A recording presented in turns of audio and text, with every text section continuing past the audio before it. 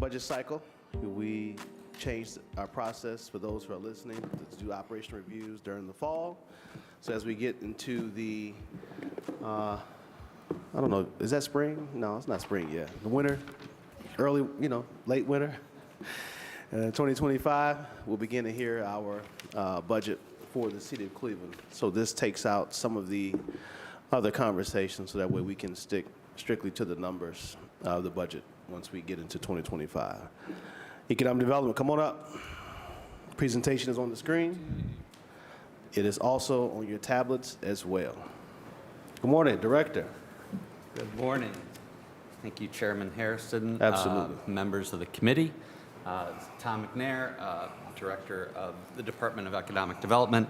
Excited to be with you today. I think last year I'd been here for a grand total of 3 weeks before I was asked to come up here and talk about everything that we've done in the past year.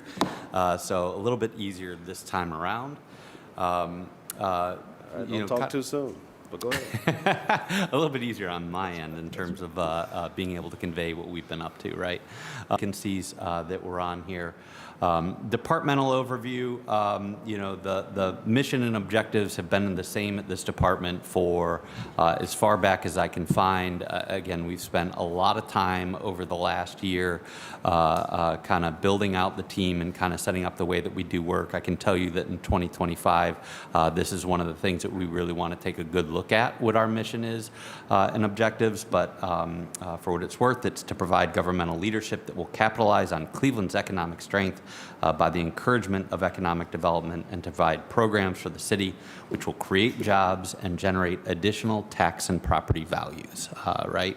I've heard at one point our job is to put food on the table of people in this community, right? Which I think is a really nice way to look at that. Again, key programs that we utilize, again, a lot of tax tools that exist in our department that can be very powerful, whether it's the enterprise zone commercial tax abatement, tax increment financing. Worked with you guys last year to create the Job Creation Incentive Tax Credit Program. So we went from like writing checks, but being able to utilize the power of that credit on the back end of things. We also have the Industrial Commercial Land Bank, one of a couple different property land banks at the city of Cleveland here. Looking at the past year, and some of the numbers here, I wanted to kind of give you a little bit more of an apples to apples comparison. So when we showed up last year, we went through third quarter numbers, so I compiled that for this year as well. I think it's fairly interesting. One of the things that I'm proud of, and again, as we'll get into the departmental organization overview, when I showed up due to a lot of transition, we were really underwater, really understaffed, right? So we have been doing that proverbial building the plane while we fly it, and we're able to keep pace with almost all the numbers that you saw last year. I think they're pretty similar. One of the big differences in here, last year through 3 quarters, there were 1,185 jobs created or retained. This year, that was 1,783. There were a couple big projects, I think, related to that. One was really pleased to help Oswald companies find a way to stay downtown Cleveland. That was 378 jobs, retained 88 new jobs created as a part of them remaining and growing downtown. The NORAM cold storage facility on the Opportunity Corridor, 320 new jobs created as a part of that. And I can tell you we are doing a lot of work on the Opportunity Corridor right now. It was like one of those things I showed up and it's like, wait a second. These aren't actual sites, right? It is dozens of parcels scattered around. There's old streets that still need to be vacated. So we're doing a ton of work to actually turn those into real development sites that is going to make it easier for people to come in and do business. Cleveland Kitchen, another big success story from last year, coming in with 138 jobs that were created. That was a company that was being courted by South Carolina, California. Getting them to remain in the city and grow here, I think, was really important. Couple other things that I want to point out as we look at this slide. Over $440 million, right, of total value of projects that were done in here. $38 million is the total value of incentives. There were $7.2 million in grants given out by the department, $7.7 million a year before. That is important to note because that is still ARPA moving through our system. If I sit in front of you next year and talk about $7.7 million in grants that were given out again, we're going to have a real problem, right? So just noting that, again, this has been some one-time money that has really been flowing through here. Another one that I want to point out, $5.9 million in total loan values, of which almost 5.2 is forgivable. That is largely due to something I think is going to be completely transformative on the east side of Cleveland, the Buckeye Road Commercial Corridor project that we worked through. Those were using old neighborhood transformation funds. Again, I find it fairly amazing when I showed up. It's you guys have heard me talk a lot about us not having a lot of capital within the department, and yet we had almost $13 million set aside for some of the hardest hit neighborhoods in the city, which hadn't been put to work. So working with Burton Bell Carr Development Corporation, working with Councilwoman Gray, Council President Griffin, creating a strategy for how to reinvest those dollars in the Buckeye Road corridor, looking at bringing upwards of 6 properties back in a 4-block area, which I think is going to make a huge impact going on. I think that is a tremendous project that we're very proud of, working with Councilwoman Santana right now and coming up with a plan for the Clark Fulton neighborhoods, where I hope we can do some similar work. But again, very proud of our team as we have been, again, going through a lot of kind of transformation of the staff and bringing a lot of new people on board, that we were able to continue to do, I think, pretty high quality work and make an impact in the community. When we talk about staffing levels in the department, this is the org chart of, again, I showed up on September 25th of last year. There were 10 employees in the department. I'd gone back through a lot of different org charts. I think the peak I saw was 33, right? We had what was essentially kind of 4 or 5 program officers for the entirety of the city of Cleveland, which is insane to me. We've had some longtime employees that did a really great job of trying to kind of hold things down, so to speak. Again, you can kind of see the way things were organized. It was everything flowing up into one place, which isn't a very efficient way to do business. Some of those longtime vacancies, our department hadn't had an assistant director in it in 7 years. We had not had somebody sitting up front to welcome people in over 5, right? I remember I went home after my first day. I went to my wife. I'm like, Kate, I've got a new 30-day plan. We need to find somebody who can help organize some chaos and protect my time a little bit. And I need to find a really great thought partner in this.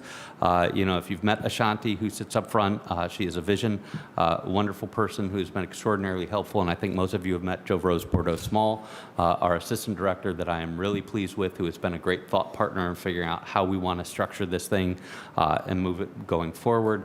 And I'll skip past this one real quick. So as we started to really get into this, we kind of came up with some overarching goals of things that we wanted to accomplish as we kind of put the department back on track.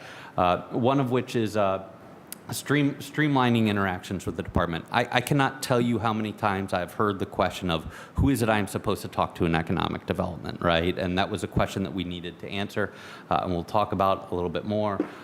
Creating clear process and procedures. Again, I think for a variety of reasons, you had everyone doing things whichever way they could just to get it done, and so creating some standardized process around that. Eliminating those bureaucratic silos inside and outside of City Hall, right? It is so challenging for people who want to do business with the city to know not just who they're working with in your department, but where they go into other departments, and how our department can be a group that helps combat that. Invest in equitable neighborhood-based economic development. This was something extraordinarily important to me.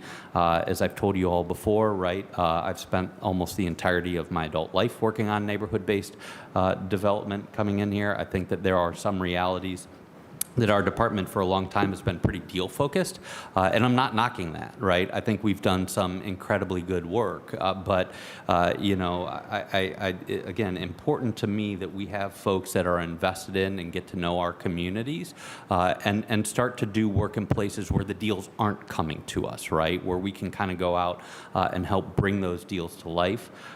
Infuse innovation to incentives. This is something that we're starting to get into now. Again, the incentives largely haven't been touched in our department, a little bit stale, so we're taking a good look at those, and reimagine a business growth strategy. Again, I feel like we've been very focused on deals that are in front of us instead of really trying to look at the big picture of, again, how do we put more food on the table for Clevelanders? So this is where we're at today. There were 10 folks when I showed up a year ago.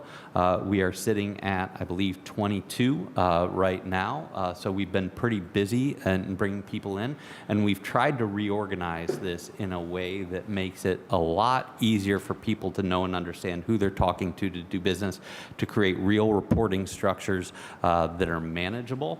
And so as you see how this kind of pulls to life a little bit, we've kind of broken this down into 3 core kind of categories, one of which is neighborhood revitalization. I'm going to talk more about this in a little bit, but again, now with a team of neighborhood investment managers that are assigned to geographic regions within the city. That are going out there. This is also where the storefront renovation program that's going to be porting down. I believe that is being introduced next week. I'm extraordinarily excited about. Again, great tool for small businesses, great tool for commercial corridor revitalization work. Our major projects, again, I know I was here the last couple of weeks, you know, talking a couple of big things with Robin Brown, who everyone knows and loves. She is our senior development officer. She now oversees a small group of folks that, again, you know, if you've got a large-scale project, whether it's something like International Foods or a large commercial real estate project going on in your neighborhood, right, that might require some additional assistance. That's when Robin or somebody from her team can come down and support that work. Again, now big investment in the business growth and site development side of our work. So David Lucas, some of you may remember, he used to be with the city a number of years ago. He was here for 5 or 6 years. He worked for Cuyahoga County. He worked for an organization now known as Grow America doing underwriting. Most recently, he was the Assistant Director of Economic Development in Summit County, focusing on their business retention and expansion efforts. He has come back into the city to help lead that work. And then our site development, major investment by this body and the administration in creating the Site Readiness for Good Jobs Fund, which I think is going to be completely and utterly transformative for the city, right? But their focus is on working on those, 10 to 30, hopefully 50-acre sites, making those job and shovel ready. I think that our department can continue to do work on those smaller scale ones, right? Pulling those things together is critically important. And then again, having the right kind of leadership structure within our department and figuring out a way for us to be more efficient both operationally, really critically important. And I do want to dig down a little bit more, and I'm joined by a few of our new neighborhood investment managers behind me over here. I can't begin to tell you guys, as we've over doubled our department size, how pleased I was with the quality of pool of candidates we were able to receive. This new neighborhood investment manager role that we created, we had over 150 people apply for that, bringing on 5 extraordinarily high quality people in here. I think you should have all received kind of introductions to these folks. We've even kind of taken, this map that was out there that's existed via city planning for a while and broken it down by wards. You can see exactly where folks are kind of aligned within your wards. But again, when I talk about breaking down silos, it was very intentional about creating geographies that aligned with city planning's neighborhood planners. Used to drive me nuts on the outside, right? Like working at a CDC, we would work very closely with our city council person. We would work very closely with our neighborhood planner on a strategic level, and you would work with whoever the hell you got assigned from economic development if you knew they got assigned to the project, right? And so now what we're kind of creating is a system in which I always say it's like these guys' best friends should be their corresponding neighborhood planner, their CDCs, and their council people, right? And how do we start going from people on the outside having to have 4 separate conversations with folks and funneling that into one? You know, it was probably, you guys know Ms. Hamden very well, but I walked past our conference room probably a month or 2 ago, and I saw there was a meeting taking place, and it was with Councilman's Life, Nate Lull, who is a neighborhood planner for that area, Rosie Hamdan, who is the new neighborhood investment manager, the CDC, like all in one room. And I thought to myself, like, my God, I've been in the civic system for 17 years. I don't know that I've ever actually seen a meeting like that take place, right? So no dividing and conquering. You know, there was a project that was going on. Everyone can get their opinions out, but so much easier to do business too, right? So, you know, and now the Department of Community Development has added these regional geographically based folks. So again, I think we're trying to find a way that we can coalesce these conversations into a single point, which is really exciting. And then lastly, before I'll get it over to your questions here, on staffing levels and budget. So again, I cannot thank this body enough. I came to you last year with kind of an idea of how we wanted to do things. You allocated additional resources for us to be able to increase our head count and bring on those neighborhood investment managers. So we had a budget head count of 24. Again, we started at 10, 11 with myself. We are now up to 23. Actually, the only singular vacancy that we have in there is due to, some of you may know, Byron Demery, longtime employee in the department, was promoted into our fiscal manager role when Dan Rehor retired. So Byron needs to replace himself. That is starting. Otherwise, we hit our head count for the year. We also allocated from the vacancy pool. Again, thank you again for that. We have a few positions that are getting ready to post, one of which will be a contracts and compliance manager. One of the important things that we've kind of redone in our organizational structure, I call it like the separation of church and state. We used to have kind of they would call it like cradle to grave. The person who would go out and kind of get you the incentive was the same person that would take you to contracting, was the same person who would do your disbursements. Again, you talk to a lot of people in the commercial banking industry, which is essentially what we are. They're all like, that's crazy. So we're kind of separating that out. We now have folks that are focused on compliance and disbursements that are around there, and this will be the individual that kind of oversees that group, so that there'll be a clean transition, right? Like once our commercial development officers or our neighborhood investment managers kind of close a deal, so to speak, it'll shift over to the other team.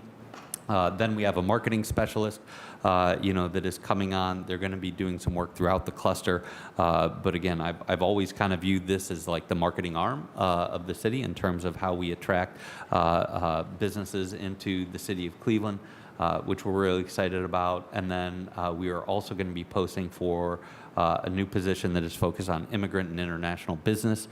This is a position that has existed in past administrations in a variety of forms.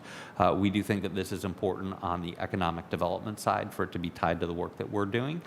So we're working through that to get that posted right now. And then in 2025, I think the one thing that is coming your guys' way, as I mentioned, extraordinarily excited about this. We will be moving the storefront renovation program up from the Department of Community Development down into economic development. Again, one of those things always was, you know, on the outside, it was like you'd work with a small business on everything through ED, unless they needed a sign, and then you'd take them upstairs. I think this will streamline that. It will take it from community development. Storefront renovation program is moving in, right? And so, again, I think that makes a ton of sense. It'll move it from community development block grant funded to general fund funded, you know, which is going to make it easier to use.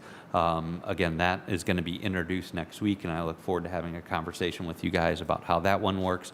You know, that will be, you know, again, as you guys know, I'm grateful for the dollars that you allocate to our department. You know, so we'll be taking a portion of those allocations this year and putting it to the storefront program, probably in the $400,000 or $500,000 range. I don't know if that's enough. I know we've spent money a hell of a lot worse ways than investing $400,000 or $500,000 a year in small businesses and commercial corridors in our neighborhoods. So again, very much looking forward to that. Happy to answer any question you guys have. Grateful to have been here for a year. I feel like we're making a lot of progress. Thank you. Yeah, I'll put you down, Councilman.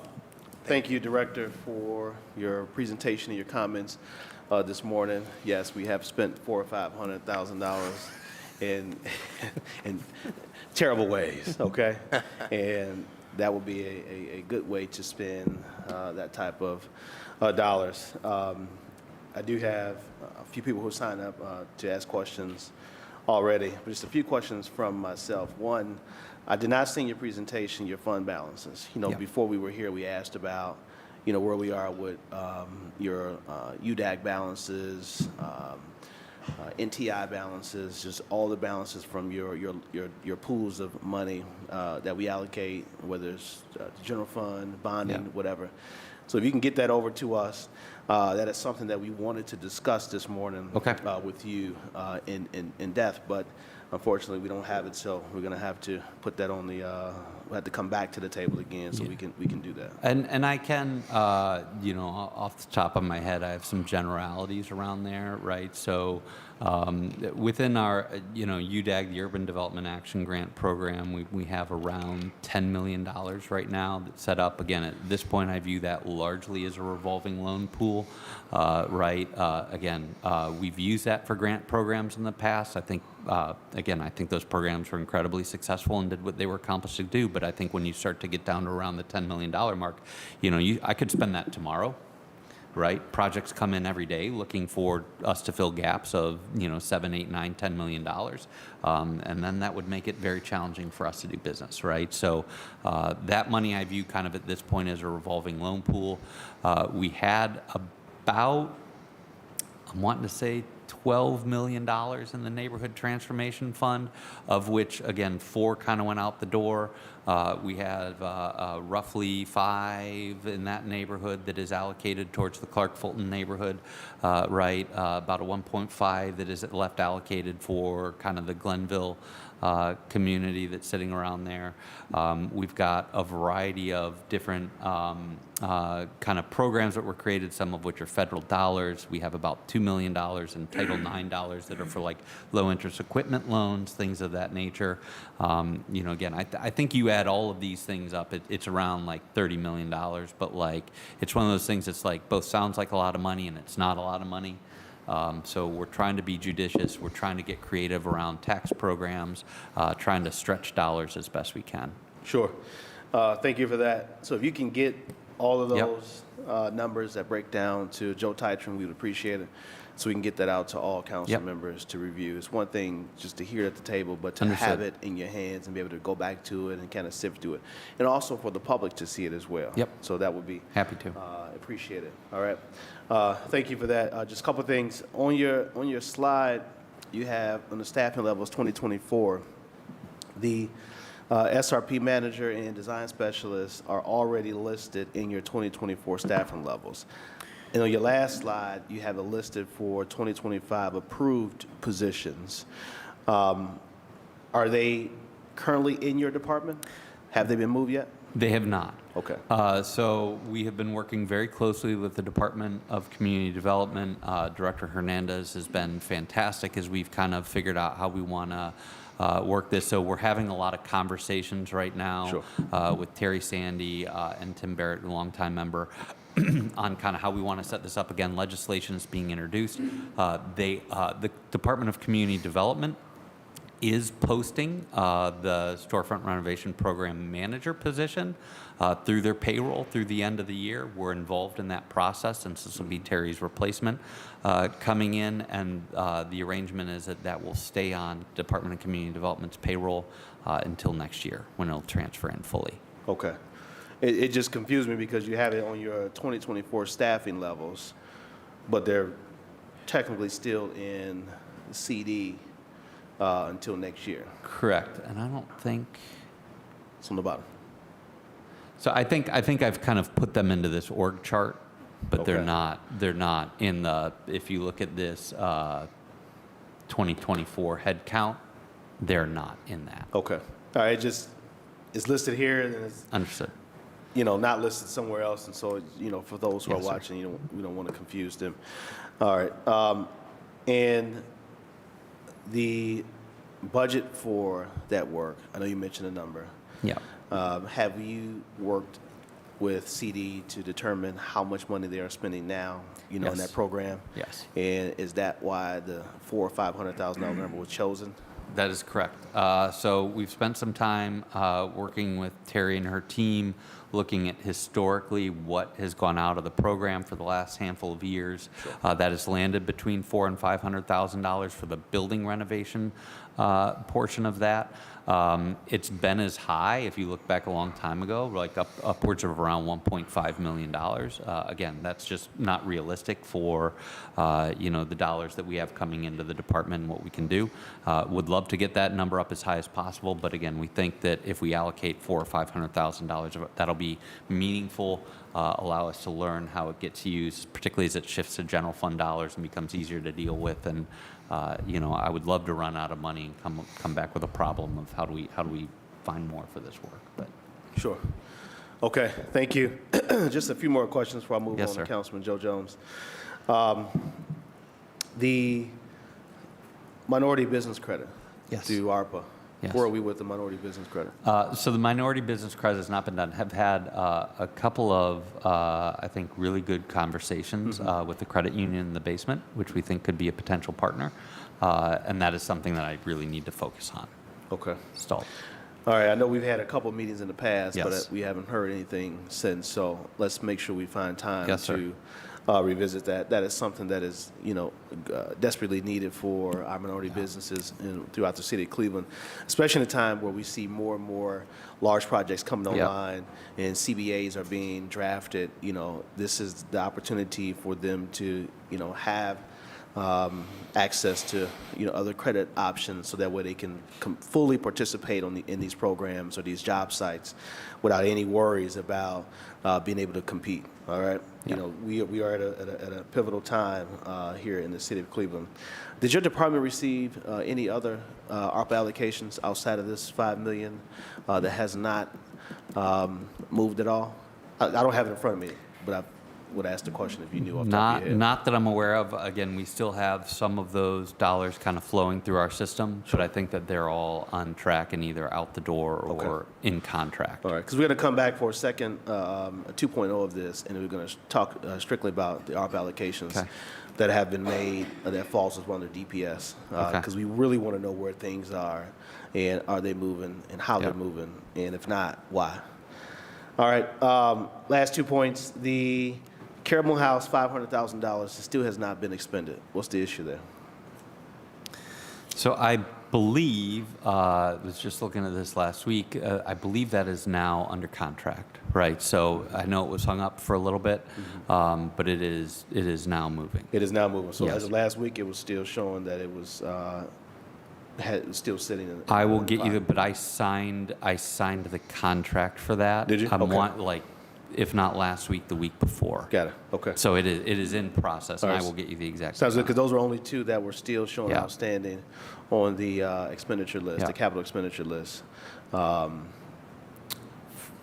the report that we pulled. Okay. Yes, sir.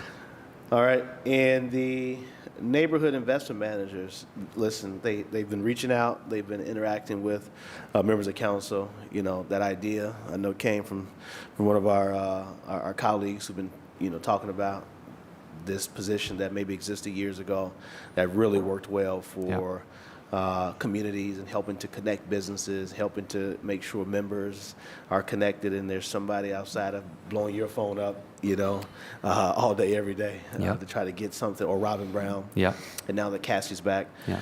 And they've seen it worked out, and so I'm glad that, this body, along with, your department, really came up with this and put, these bodies together to really go out in our neighborhood, to do a lot of this work. I know personally that it's been going pretty good. They've been on top of it. They've been connecting with these businesses and with no delay. And so I just thank you for that. And that's all from me, Director, and I'm going to move on to Councilman Joe Jones. Thank you, Mr. Chairman. To the director, first, I think that, I'm very appreciative, as the chairman stated, that you listen to the ideals of council. Having various different people who are part of the department, like in years ago, reaching out to us to help us with our issues and problems in our neighborhoods, especially on two areas, which is how do we retain our existing businesses and keep them in our city? And then the second one is how we go on offense. How do we bring new businesses in the city of Cleveland? And I think that that's the driving point. If we're going to be a city that's going to survive and be strong, we have to be a city that knows how to go and bring businesses in so that they can create the tax base, so that we can have the funds, so that we could be able to fund our schools and then be able to fund services to our citizens. So I appreciate you listening and hearing that. Another thing that I just want to thank you for is the factor of helping Colita Walker out with creating the restaurant on Harvard Avenue. It's the first time in 70 years that the southeast side of the city of Cleveland has had a sit-down restaurant, and a quality sit-down restaurant. And so I'm appreciative of your department and in part Kevin Smosser, who did a great job. And, you know, it could be very tasking on an individual of council, a member of council, to try to help a business go through these processes to find these funds. And so Kevin did a wonderful job. So I just wanted to just put a note there and say thank you. While I look at the plan that's here, I gotta say, bright ideal. We've struggled on the east side with being able to go through the block. It's a shame. It's shameful because block grant was meant to help poor cities and poor neighborhoods, but what it has become, unfortunately, is a pool of resources that, if you use $5, you have to create an entire room of paperwork just to spend the $5, and so converting from block grant over to general fund dollars to help our storefront renovation program at least get off the ground is significant and important. And then, Mr. Chairman, I would also suggest moving forward, because I like all of what you given in your presentation here. Moving forward, I would like to see, if possible, us have someone on the state level where when we are the state in those environments, there's a lot of people looking to come into the state of Ohio, into various cities. And so being able to be networked there, we can start talking about how we fill the vacant lands and properties that we have within our municipality and bringing in new businesses. And so having someone at that level dealing with the stuff that comes into Ohio, we can start plugging the holes.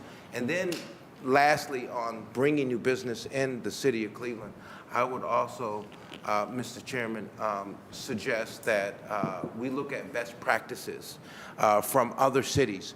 What are they doing that we're not doing? Some cities, Mr. Chairman, I don't know how they're doing it, but they don't have the same kind of ambiance as the city of Cleveland, and it certainly doesn't have this lakefront here. So looking at ways and means to see what other cities are doing to enhance their tools to bring in new businesses, I think is going to be also equally important as you continue to move forward. What I would ask is that right now the chairman touched upon that, so I'm glad to hear you break down some of the funding that you have available.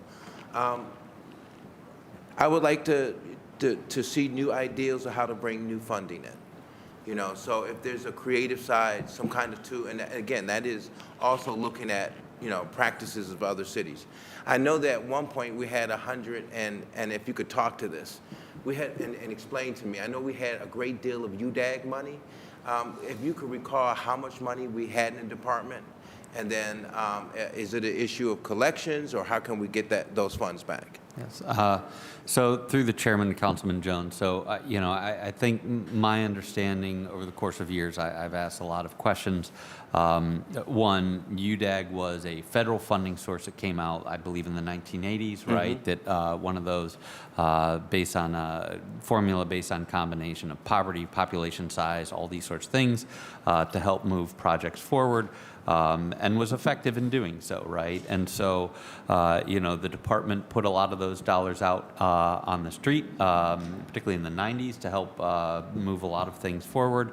I know that at some point during the Great Recession, a lot of those, and again, I am not faulting anyone here, right? When the sky is falling and you're having a hard time, paying for basic city services and keeping the lights on, so to speak, I think that they were looking in every department they could to find funds that were available. And I believe that our department put somewhere in the neighborhood of $60 million back into the city's general fund between like 2008 and 2014 in a variety of increments, right?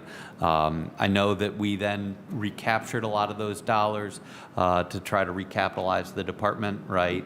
So if we had put out a $7 million loan to somebody and it was going to be repaid over the course of time, it was like, hey, and again, I'm kind of making this number up, but like, we'll let you pay off 80 cents on the dollar so that we can get that money back in, which kind of helped recapitalize the department. Some of those dollars have been granted out through programs like the Vacant Property Initiative, which again was kind of a carrot that was thrown on to help get people to invest in our city, and it worked, right? So I don't think that there's one reason that those funds have been spent down. I think that there's a whole lot of reasons that come together. It doesn't change the fact that we don't have a ton of capital on hand. I see. And, Mr. Chairman, Yes, sir. I was just thinking because, I know that we're having talks and discussions about maintenance fees and stuff like that. I think it's really important for us, and this is where ARPA could have came in this situation, is to restore our ability to be able to bring businesses in, because this is a priority. It's like you want to be able to create a strong tax base, but you can't do it if you don't have the funding available. So my thought was, and the suggestion, is how can we put resources back to replace the money and the tools that this department once had. So it's just my thought, Mr. Chairman, in consideration, because there's so many outside sources that are looking to drain the city coffers. And I just think it's only prudent that we reinvest in ourselves. And so that's my suggestion here to the table as a body as a whole. And then to the distinguished gentleman, I really appreciate what you are doing right now with reorganizing and having some kind of vision. Just didn't see that in your department in years past. So I'm thankful that you are already out there looking at ways and means to fill your vacancies, as well as to make sure that we are going to generate resources. What I would like to understand is three things. The first one, and I'm not sure if you have that now, since the time you've been here, how much have we generated in terms of new businesses? Trying to evaluate the efficiency and or effectiveness of the department is important. And secondly, with the tools that you have, we know that there's some neighborhoods, especially, that have not received any resources. Do you have a breakdown of where your resources are going in terms of communities? And then number two, can you talk about that a little bit? Yes, so through the chairman to Councilman Jones, so this about that slide on the screen, right? And Mr. Chairman, I'll yield, and I appreciate you. Thank you. So through the chairman to Councilman Jones, again, this slide on the screen, I think kind of throws this year's budget. I think that you can kind of see on there, right? There were, this kind of gives you in terms of 49 incentives that have gone out to a variety of businesses and real estate development projects that have gone on that yielded over 1,700 jobs that were either created or retained. Right, and then that kind of translates into, where's that number on here? So about $4.8 million in new taxes generated to the city, which comes on, which I think kind of answers question one. I think as it relates to question number two that you had on here on kind of geographic breakdown of that. I'm sure we can pull up those numbers. So I want to point one thing out, and I started kind of breaking this out last year when I looked at it because I think it's very important. Where one, we have kind of the total value of incentives, but we have the total value of tax incentives versus the total value of grants, right? I think that is critically important because we only have a couple of what I would consider markets that I would consider that are actually kind of working, right? And the good news is about those markets, whether they be downtown, and Councilman Harsh laughs a little bit, but true, right? Like they're still underwater, they still don't make total sense, but those are markets that can exist with tax incentives, right? Whether it's downtown Cleveland or the near west side or around University Circle, we're not writing checks to these folks, right? We're able to make up gaps with these tax incentives, allow them to reinvest, which as I continue to try to show you guys, we actually win on, right? Like we make money on those deals coming in. That is an investment. Whereas most neighborhoods in our city, those markets don't exist. And we need to come up with real cash to help offset those problems. You know, frankly, that is one of the reasons, Councilman, I am excited about the storefront renovation program because, you know, I think for many of our neighborhoods, we have to work on creating and building a market to get to the point that, like, people aren't walking into our thing saying, I need $8 to $10 million in cash, right? I think by looking at those small dollars that we can give out through programs like storefront to bring back our commercial corridors, get jobs going in there, that starts to create a market around there that makes it a little bit easier for us to do business on the back end of things, right? So again, very important to me that I break out those tax incentives versus cash incentives, because I think what you'll find when we further break these down throughout the community is a lot of the more functioning markets of downtown and near west sides, they're not getting cash out of the department, right? They're existing on these tax incentives. And I wish that all of our markets could exist like that. Thank you, Director. Councilman, good? Thank you, Director. Thank you, Councilman Jones. Council President Griffin, then Harsh, McCormack, and Spencer. Thank you, Mr. Chair. Just a couple of questions. Who oversees the portfolio of those outside companies that we fund, and how much do we usually have in that fund? Those are like the Film Commission, Global Cleveland, Siri, and could you give me a list of all of those? I know it's a couple more than I'm missing. Yes, I can provide you with that list. I don't have it on me right now, but I believe there are 12 businesses that we do. It totals about $1.8 million in funding annually. That ranges from the Cleveland Industrial Retention Initiative that has traditionally received about $500,000 a year in operating support, down to the Arizona Alliance that receives about $50,000 in operating support, and those come in a variety of levels. Again, I know that there are 12 of those such organizations. A lot of them have been happening for a long time. It was one of the things that I've been asked to really start digging into and taking a look at. I have no problem saying this out loud. It's nothing that I haven't told to the folks that we support on there. I think that you can make a case for supporting every single one of those organizations, all of which are partners that do good work in the city, you know, whether it is a Jumpstart or an Urban League, the Industrial Retention Initiative, the Sports Commission, which is a great return on investment, so to speak, you know, Film Commission, again, really necessary and good work in growing an industry. And at the same time, we have a limited amount of funding to do work. You allocate each year about $3 million to our department. 1.8 of it is going out to support outside organizations operating. That's not sustainable long term. Again, that's something that we've told to all of these different groups. Again, this past year, we've been doing a lot of building on staff while we're kind of sorting through this stuff. I now view as we kind of have somebody that is overseeing kind of business growth, really doing an analysis of each one of these kind of different organizations and what their true value is to the city. Thank you. And through the chair, on the chart, who is the person that oversees that, and what gives them the, how are they trained in order to be able to look at that? I'm looking at your staffing levels, and I'm looking at where would this person be embedded? Yeah, so through the chair to Council President Griffin, largely to this point, it's kind of been me having those conversations. We did bring on a Deputy Director of Business Growth, David Lucas, who I think is the right person to be analyzing a lot of those businesses. So, you know, David was excited to get, again, I was talking about this, I think, before you got in here. He worked for the Department Department of Economic Development here, I think for around 5 years back under Director Nichols.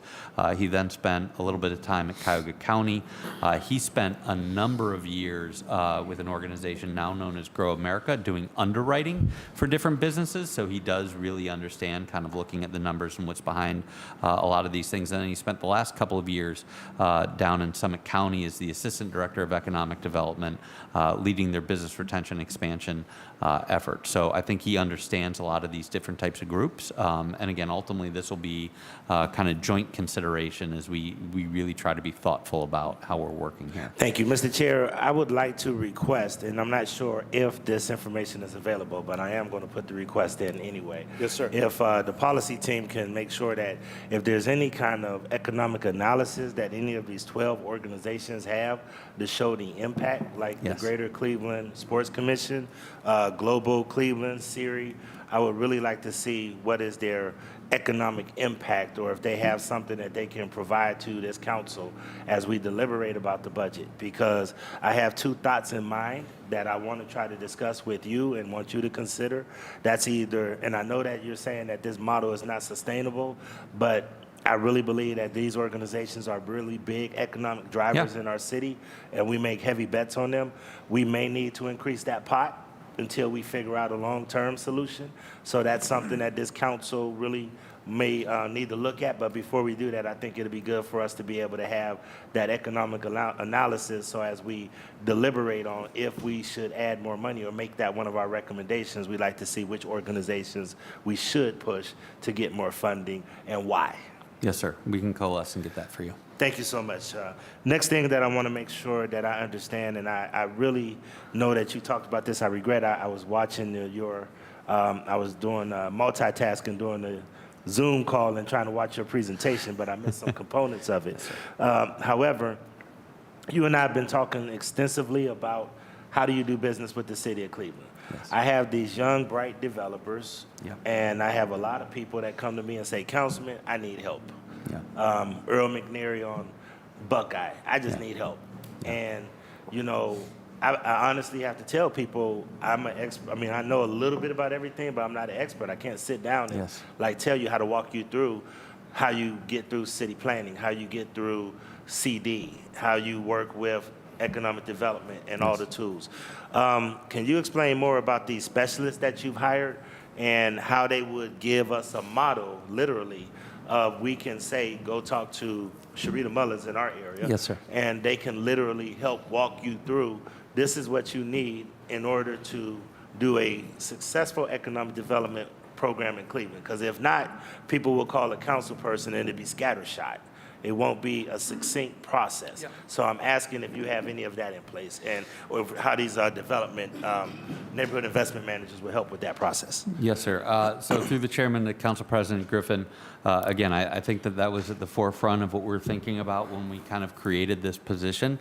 Again, it was one of the reasons that, and again, this has been like it's not even a hot take. This thing has been simmering for about a decade in my head, right? Of the idea of creating a position in economic development that aligned with the same regions as city planning. Part of that is designed to kind of break down those silos in City Hall.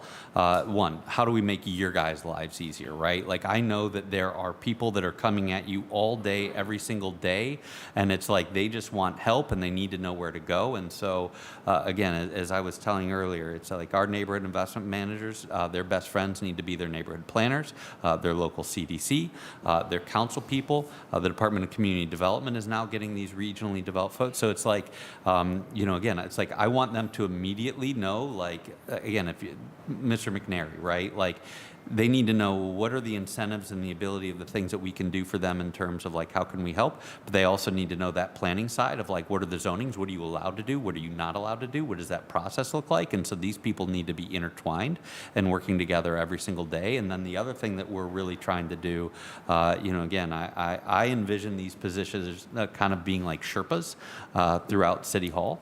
And so, as a part of that, myself and Joe Rose, when we started thinking about it, it's like, oh man, this is not one of those situations where somebody can show up and we can just be like, here's your job description, there's your phone, good luck, right? Like, we're actually trying to figure out a thoughtful way to onboard all our folks. And so we have every Monday, Tuesday, and Thursday, we have like onboarding sessions where we've got sometimes it's different departments that are coming from within City Hall that are talking to them about what they do and how they do it, and like who the best people are for them to reach out to if somebody has an issue or a problem, right? I know Councilman Harrison, I think we reached out to you.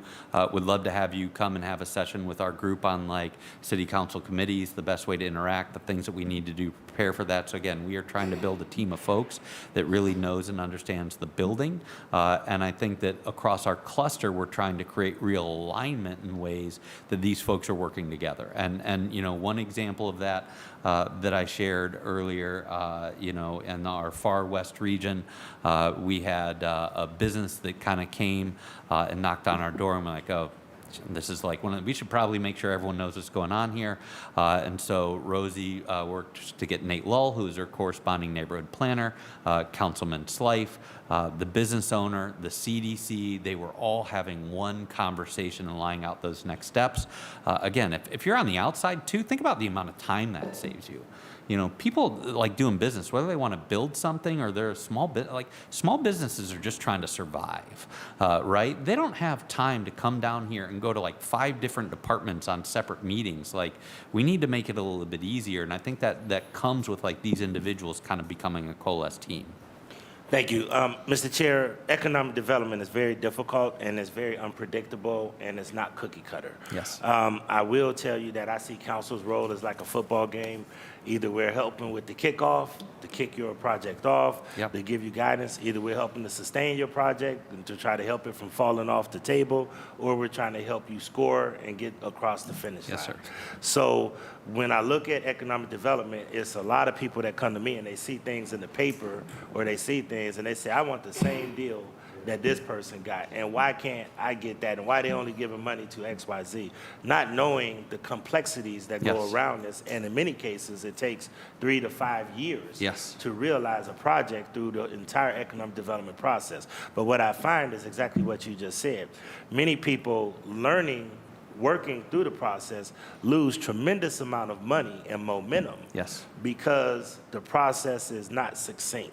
And I'm trying to match your staffing levels and who you have on your staffing levels with the production of outcome and seeing where we might need to invest dollars and also resources so that those people that call us every day Yes. to say, I need help, and councilman, just write me a check. And I Yep. got to tell them it doesn't it doesn't work that way.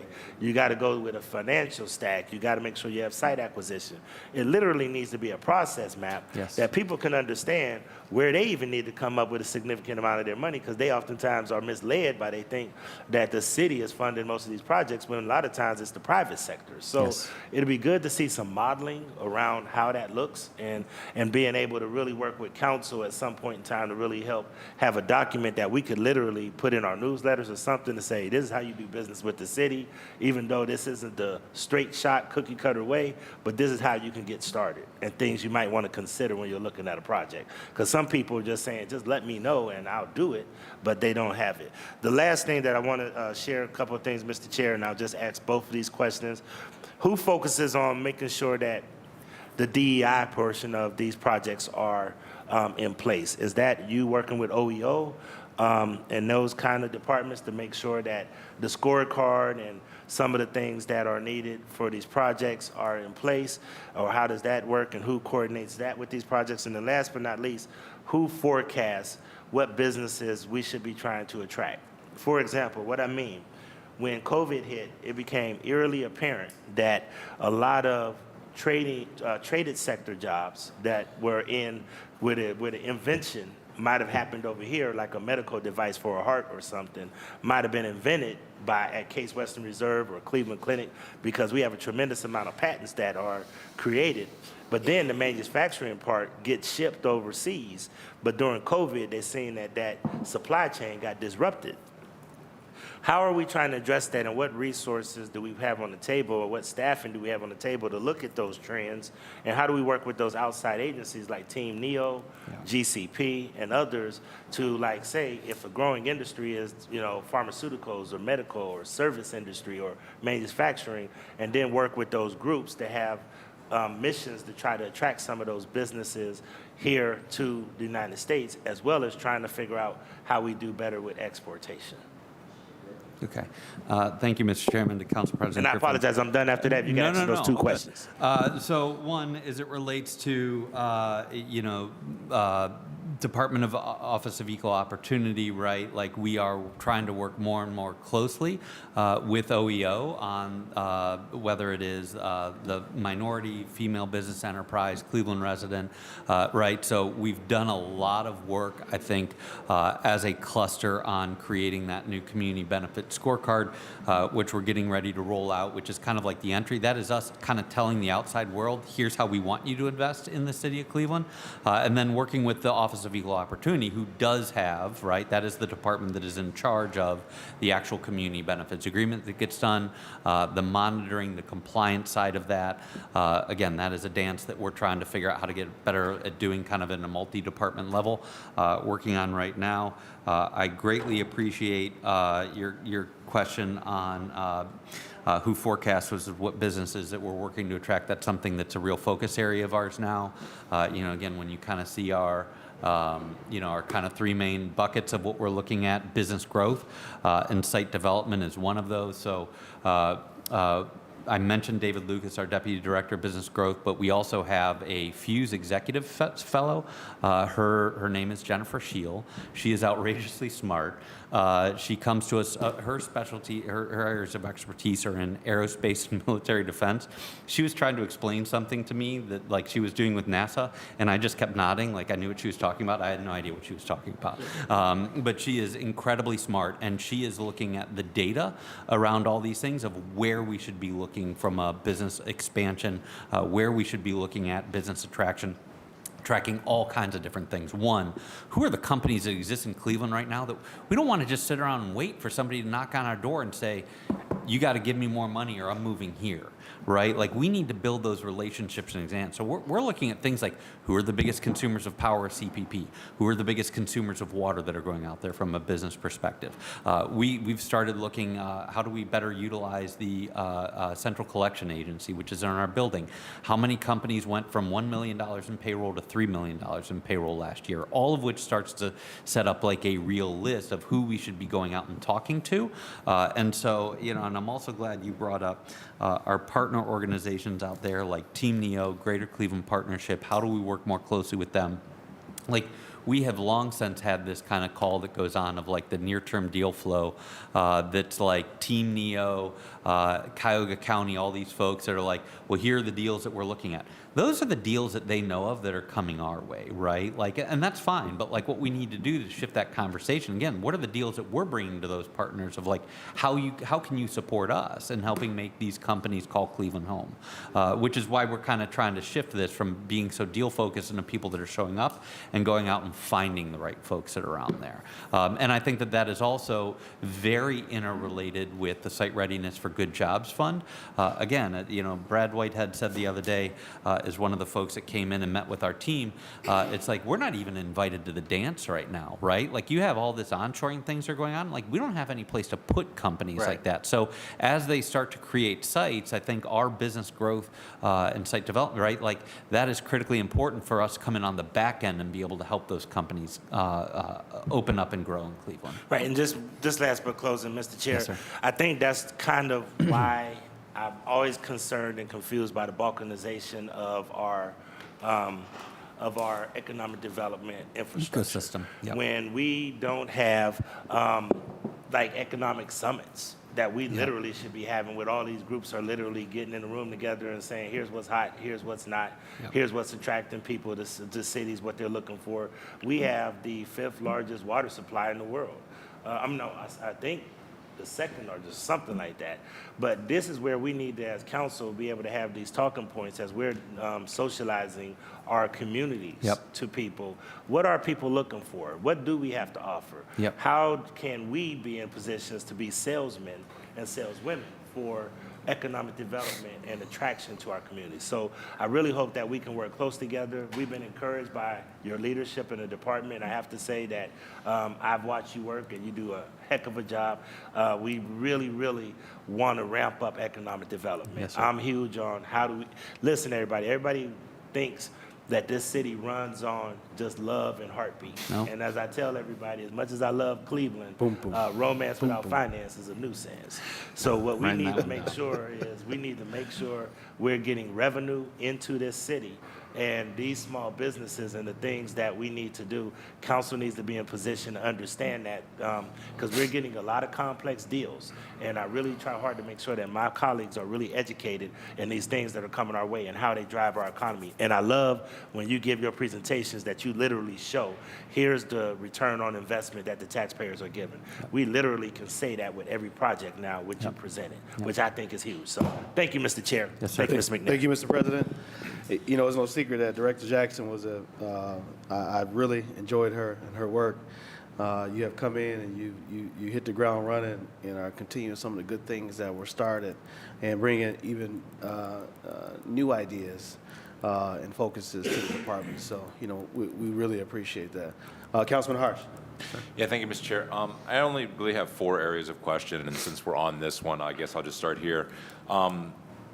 You know, through the chair to the director, your department was one of the sort of mysteries to me when I started on city council. I was familiar with community development, and I'm familiar with building and housing, and spent some time working with those before I got here, but economic development was sort of a different planet.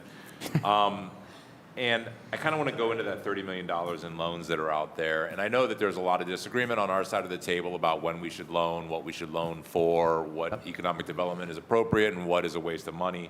But I guess my sort of big question through the chair to the director, what percentage of our loaned money is okay to lose? Like, I know we're going to lose some of it. Some of it we actually altruistically intend to forgive later on down the road. That's sort of like how we help. Some of it we do sort of expect to get back. We're not really a bank where we need to make money off lending money. I don't think we're allowed to. But what do you think is a good return on, like, percentage of that $30 million to come back?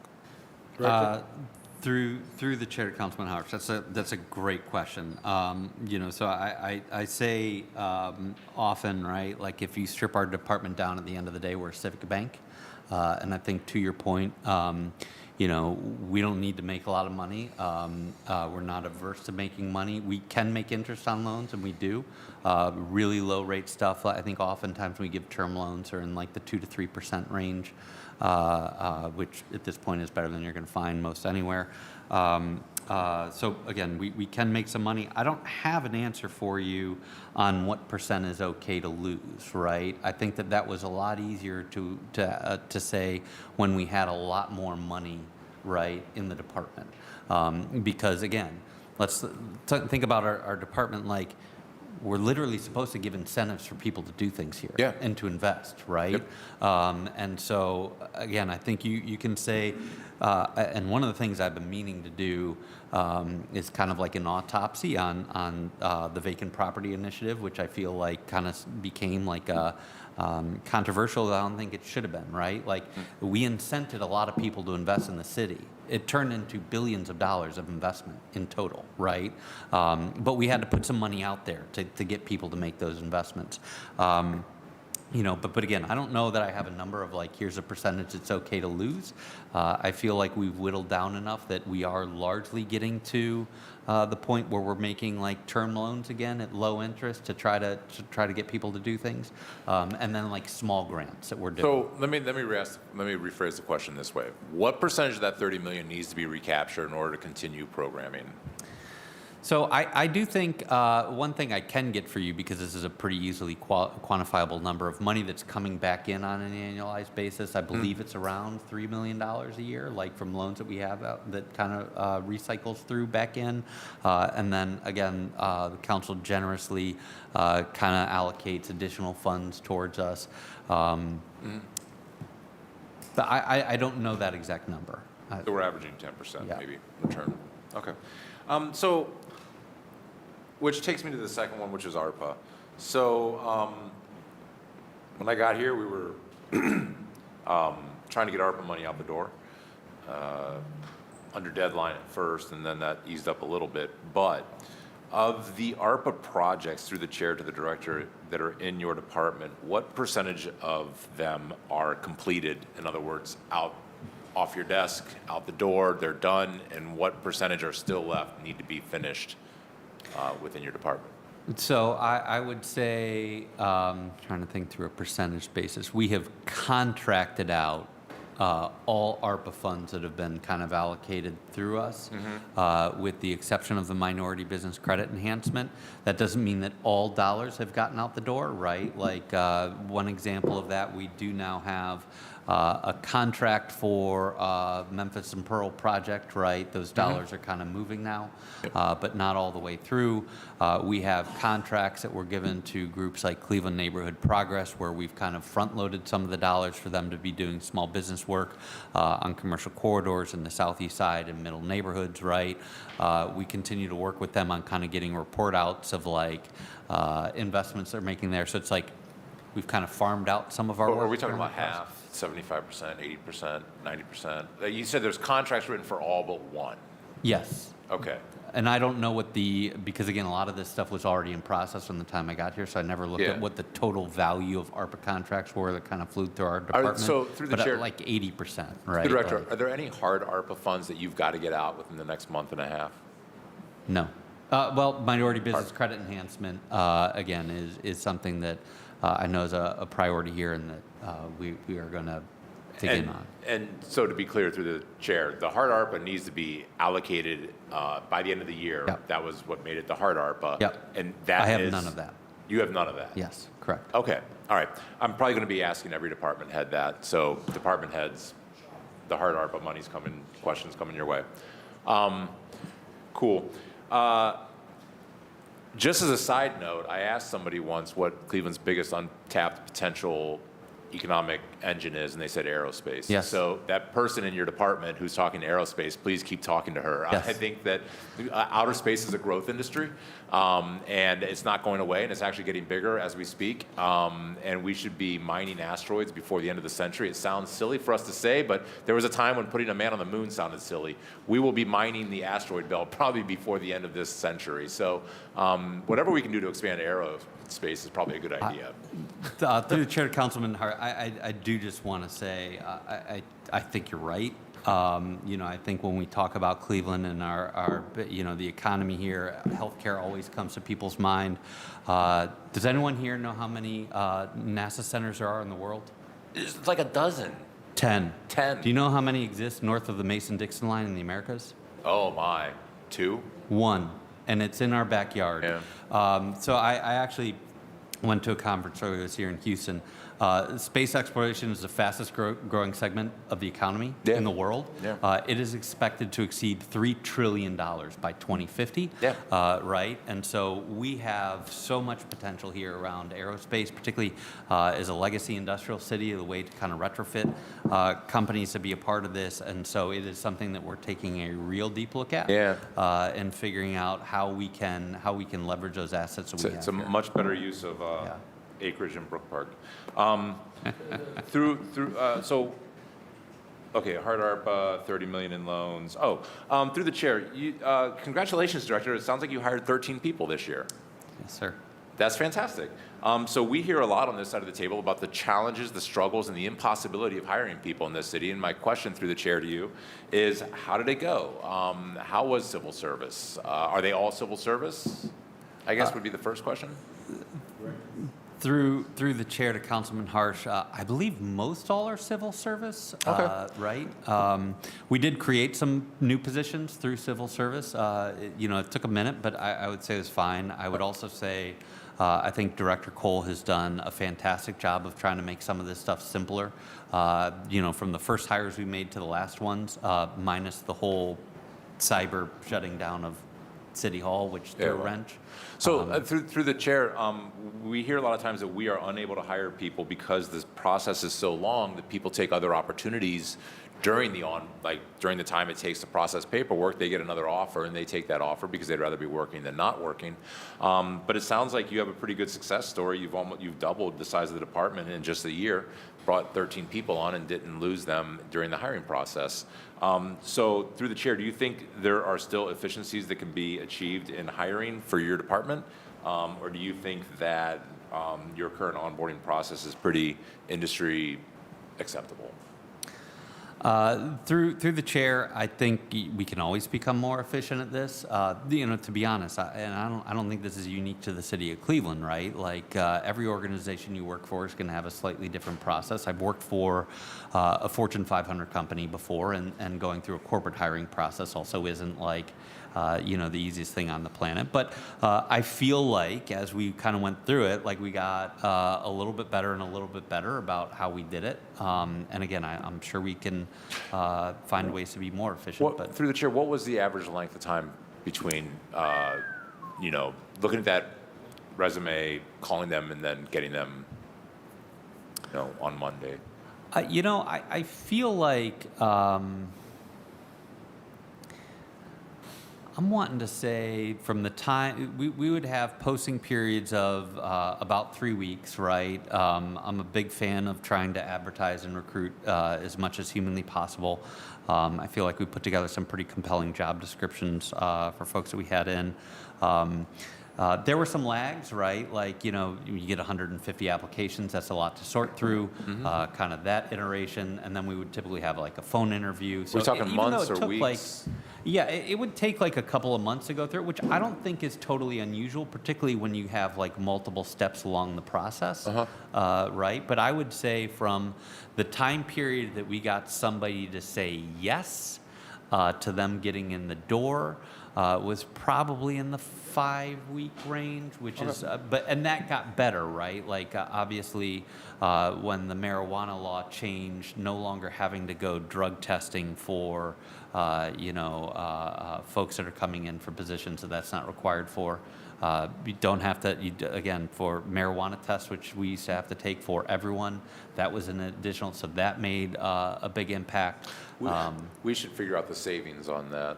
I'd be curious how much money the city saves not having to do that. So, again, and most of the time we're able to work with folks in a way that it wasn't problematic. Again, I think in an ideal world we'd tighten up that portion of it a little bit, but. Okay. One last question. It's not a terribly important question, but through the chair, I'm looking at your maps, and I'm just curious, sort of intellectually curious. Why do southeast and east regions not look more like east and southeast? Why the northwest corner of the southeast region looks like it should be in the east, and the southeast corner of the east region looks? Is that like the Kinsman corridor, or what creates that map? I'm just sort of curious how that. So, that's funny. I don't know that I would say that these are quote unquote perfect maps, but the reality is I wanted to piggyback on the neighborhood planner map, right? Because what I didn't want to do is create any more inefficiencies that are sitting there. So even though the map is not perfect, the alignment works. I do know that the basis of the planning map is put around design review districts. That is done for a variety of reasons, and they do kind of keep neighborhoods whole, right? Which is why I sent you all ward maps, because there are a couple that have like four neighborhood planners / neighborhood investment managers in their ward. They kind of have a primary person, right? So again, it is not perfect, but it was much more around alignment than whether or not. I was just curious. Yep. All right. Thank you, Chair. Thank you, Councilman Foreman. Thank you, Mr. Chairman. Good morning, Director. Good morning, sir. And I just want to put an exclamation point on something the council president noted. And I had a conversation with an executive of the Cleveland Clinic recently who was talking about the opportunity post-pandemic to source local production of medical equipment closer to the Cleveland Clinic. So I just want to put a point on that. I think that's a real opportunity for the city. Yep. These hospitals want these things made closer to them now. And Yep. so just want to put an exclamation point on that. And, I know the council president brought it up, and that's something that, again, someone from the clinic said, hey, we should really work to do this. So if they're saying it, Yep. it makes a lot of sense to me.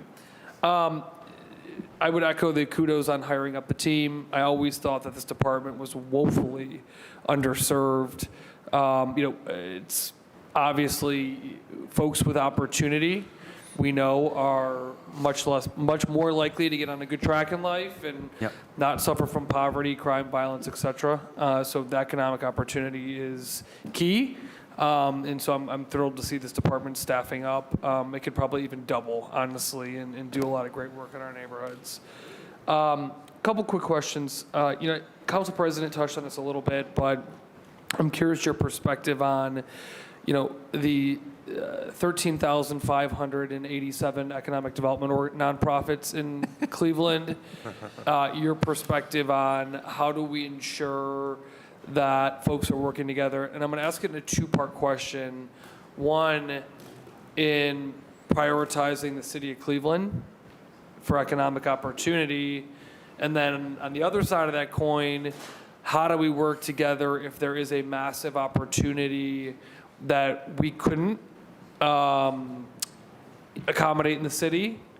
Let's say it's a acreage that we simply couldn't accommodate, but would be beneficial to the city if it were located a county over. Yeah. So how do we work together to prioritize with those organizations to ensure Cleveland is a priority of investment, but then also how are we looking at regionally net job growth with those partners as well? Yes. So through the chairman to Councilman McCormack, again, I appreciate that question a great deal. The economic development ecosystem in Northeast Ohio obviously has its challenges. Council President Griffin talked about the balkanization of that system. Frankly, I think it is symptomatic of, we are a county that has 59 different municipalities. Each one of those different municipalities, townships, and villages is fighting to exist. Right, and they all need to have their town senate right, and then we incentivize each other to death for people to move around invisible lines, and that has people moving in a ton of different directions that's going on. None of us sitting around here created the system that exists, and so my job is not to recreate that system. My job is to find a way to work within that system, and I think as well as anyone, I have always tried to do this work collaboratively, right? And so, I view it as Team NEO is the arm for the State Department of Development in this area, right? And so we are trying to build relationships at Team NEO. We haven't worked with them as closely in the past, but we're spending a lot of time working with them now, right? Like all the different partners we are trying to bring in and develop and build those relationships so that we can be as efficient as possible. And again, I think the reality is that right now, and I mentioned this earlier, when we have calls with a lot of these different partners, they're almost kind of like, well, here's what I know that's happening around you, and how are you being involved in this? Whereas I think we really want to start leveraging those partners for us bringing deals to them of like, these are things that we think are going to be really great for the city of Cleveland that we need everyone's help on, right? And so I think a big step in that direction was our department bringing on a deputy director for business growth, right? Which is us saying that we are not just going to let kind of everyone around us dictate the policy of who's coming around here, but we really want to better understand, what's working in Cleveland, what's not working on Cleveland, and kind of bring the partners together to help us move this because, ultimately as Cleveland goes, so goes the region, and we can be the boat that kind of rises with the tide. I appreciate that. And do you see obviously the priority of the folks at this table, your priority is the city of Cleveland, but is the city of Cleveland also in a position where, again, if a company comes through and needs 100 acres and we don't have it, and they're all new jobs in Northeast Ohio, I'm the big fish that everyone is obsessed about is Intel, right? Yeah. And if that could have gone to Medina County, Yeah. for example, obviously I think they would have benefited all of Northeast Ohio. Is the city in a position, understanding the priorities of the city of Cleveland, but if there are larger fish for the region, do we participate in those conversations? I think and hope that we can, sir. Ultimately, again, Intel, for whatever it's worth, and I've heard that story, Intel actually kind of started out in like Lorraine. Right, and was a Northeast Ohio like on the radar, and there was just not a site that 1,000 acres of land, right, that had to have the right infrastructure for it and all those sorts of things. So, Team Neo actually ended up transferring that to one of their partners, and I think for us that allows us to help play in the supply chain game as we go. And so, but short answer is yes. Like I do feel like. Again, we are not set up right now to be able to attract a lot of large-scale employers because we don't have the land and the sites available for them. That is something, why we have Councilman Harrison and Councilman Slife sitting on the board of the Sites Fund, working for creating the types of opportunities that allow us to start playing in those conversations. Thank you. Chair to the Director, do you have, and you touched on this a little bit earlier, but we talk a lot about job growth. For folks that are already in the city of Cleveland, do you have someone on staff that is touching base with our employers to say, how you doing, checking in, do you have any needs? Do we have someone that's proactively doing that? So through the chairman and Councilman McCormack, that is part of the intention of the business growth. And again, I think that if we have like a growth area, so like that's something that we are really taking a good look at how we build out.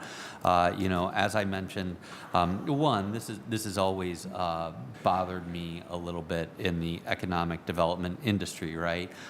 We always seem to have tools and dollars for new business and new growth that's coming in, and not so much to support folks that have been here that may be having a little bit of a rough time, and so very cognizant of that. But like I mentioned, we're spending a lot of time trying to look at the data to better understand Cleveland companies and who we should be talking to. Okay. Right. But it's the intention of the department to have physical infrastructure in place to make those calls, Yes. those emails. I mean, even if a company says we're fine, the city engaged them, right? They know that the city cares, the city, because the worst thing that can happen is a company, you find out in the media, company X hasn't been happy for 2 years Yes. and moved to wherever land. Whereas if we were able to, I wish they would reach out to us with that, but understanding that sometimes they don't, and sometimes they do, and we Yes. can navigate their issues. So I'm glad to hear that that's infrastructure-wise, in your budget, in your org chart, there's capacity to reach out to existing businesses. Yes. Through the chair to Councilman McCormack, 100%, yes. Okay. And then on behalf of myself and my two colleagues at the end of the table who represent downtown, the conversation on the downtown nighttime economy manager, can you speak to that? Your perspective, where is that? I know Councilwoman House Jones has spoken a lot about that. Can you comment on that? So through the chairman to Councilman McCormack, I think I'm very open to that conversation, right? I know that Councilwoman House Jones has kind of proposed that. Again, that is not currently on our org chart, but I think that, again, I am very open to sitting down, having a conversation if that's a priority for you guys. I know that it's been done a couple of different ways. And I know that Councilwoman House Jones has passed along some stuff, have had a brief conversation with Mark at Campus District, right, who's done a lot of work on this kind of stuff. So, again, it is not currently in our budget, but I'm happy to have that conversation. So I would recommend that between now and the budget, that we Okay. have that conversation. I to will meet at better your understand what that convenience. would mean. So, thank you, Chair. Thank you, Councilman McCormick. Always a great line of question. Councilwoman Spencer.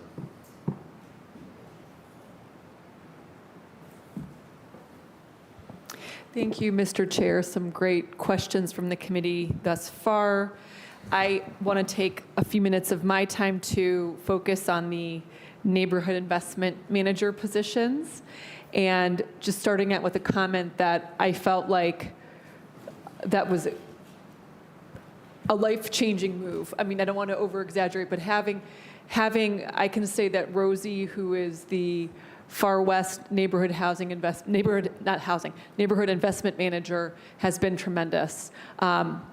My question through and the alignment with other departments, the whole thing, I think is really going to be a game changer. My question through the chair to Director McNair is, so I view these as critically important positions. Who supervises them? How is that structured within the department? Yeah, so through the chairman to Councilman Spencer, so Cassie Slansky is what we call our senior investment manager. Look, one of the things that I'm really pleased about with what we've been able to do in the past year at the department, as I mentioned, we had great pool of candidates coming in. I think that it is a great mixture of folks that are maybe haven't done this before but are smart, eager, willing to dive in, figure this stuff out, and bringing and finding some folks who have a lot of expertise in this area, right? And so Cassie Slansky is somebody who, again, used to work at the Department of Economic Development for several years, knows and understands City Hall, knows and understands process. She left and ran the Wayne County Economic Development Authority for a couple of years, which I think was a really good experience for her. She had recently come back and was working kind of on the real estate side of things in the Mayor's Office of Capital Project. And so again, it was important to me as we bring in this new team, many of whom hadn't done quote unquote, and I always say, guys, like let's be honest here. The work we do is not like handing a scalpel to somebody and asking them to go operate on a baby, right? This is important work, but it's stuff that you can learn. I look for people that are passionate, who care deeply about our city and our neighborhoods, people that are willing to learn. You can figure this stuff out, right? And I view Cassie as somebody who really knows and understands the details of this work and knows and understands the process and can kind of help them figure out how to move that forward. Okay. And I really will just, I know this is a brand new team, and it's in development, and it's just a big time of change, but very exciting. I will just really end with a comment, which is that these are large regions. If we look at those maps and how big those regions are, and I know that the moment that Rosie started her position, we were saying, hey, here's this, can you help with this? We need a connected business on this. So I know how much workload Ward 15 alone has generated for the position. I would just say, as this team is in development and evolving, my concern is already how to not overload these positions. So I would just hope that when we come back to the budget table or over time to have more touch points about, I think given the size of the regions, there has been pent-up demand for this type of role and this type of expertise and this type of actual clear touch point within the city's ED department. And that pent-up demand has sort of released a bit of a floodgate of need. and so I would just say that from the outside, looking in, my only watchword would be how to not overload these positions. It's just something I'm really attuned to, because we need them to succeed and not become bogged down with a high volume of requests from the large region. So I don't know if I have any guidance other than it's something that I've already begun to observe. Can I say through the chair to Councilman Spencer, one, I really appreciate that. Two, not lost on me at all. Again, I've spent a lot of time thinking about this. No one region is the same. Right? All neighborhoods within region are totally different, have different assets, have different challenges. These individuals that are going to be out in the community, you may have one area where you have a highly competent CDC where you're really a partner, right? Like you're the person that's just there, here are the resources of the city, how do we help you? There are some areas that may not have a CDC. You have some areas where there's a ton of investment that's coming on where you're kind of this filter pulling it together. There's other places where people are going to be like out on the street kind of like, figuring out, how do we make things happen around here? How do we get to know the small businesses? How do we get to know those commercial corridors, right? It is not a one-size-fits-all job, but it's going to be hard work in every region and every neighborhood. And that's why I said, when we were going through the process for this, I was really looking for who these folks were and their personality types as much as anything else. every single person out there can learn how to utilize economic development tools, right? But I feel absolutely fantastic about the team that we've been able to pull together. Thank you. Thanks, Mr. Chair. Thank you, Councilwoman. All right, Councilman Danny Kelly. Thank you, Chair. To the Chair, to Brother McNair. I just want to say also, Rosie's a great hand, great hire. I appreciate you putting her on. She's. It was. Nice, It Council. certainly was. Economic development, I expect a lot out of economic development, and I appreciate you being there. I appreciate the fact that you have people that I can deal with, but if I'm guarded when I call you because I know you have people doing the work, but I appreciate you pick up the phone when I do. It's appreciated, so don't think it's not. Some of the things,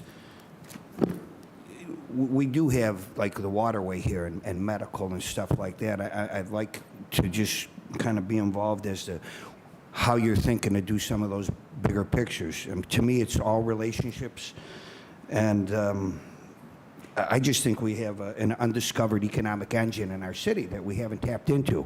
We have land tracks, possibly now with Burke, maybe with the stadium that's going to be coming up. I hope you're already thinking about that.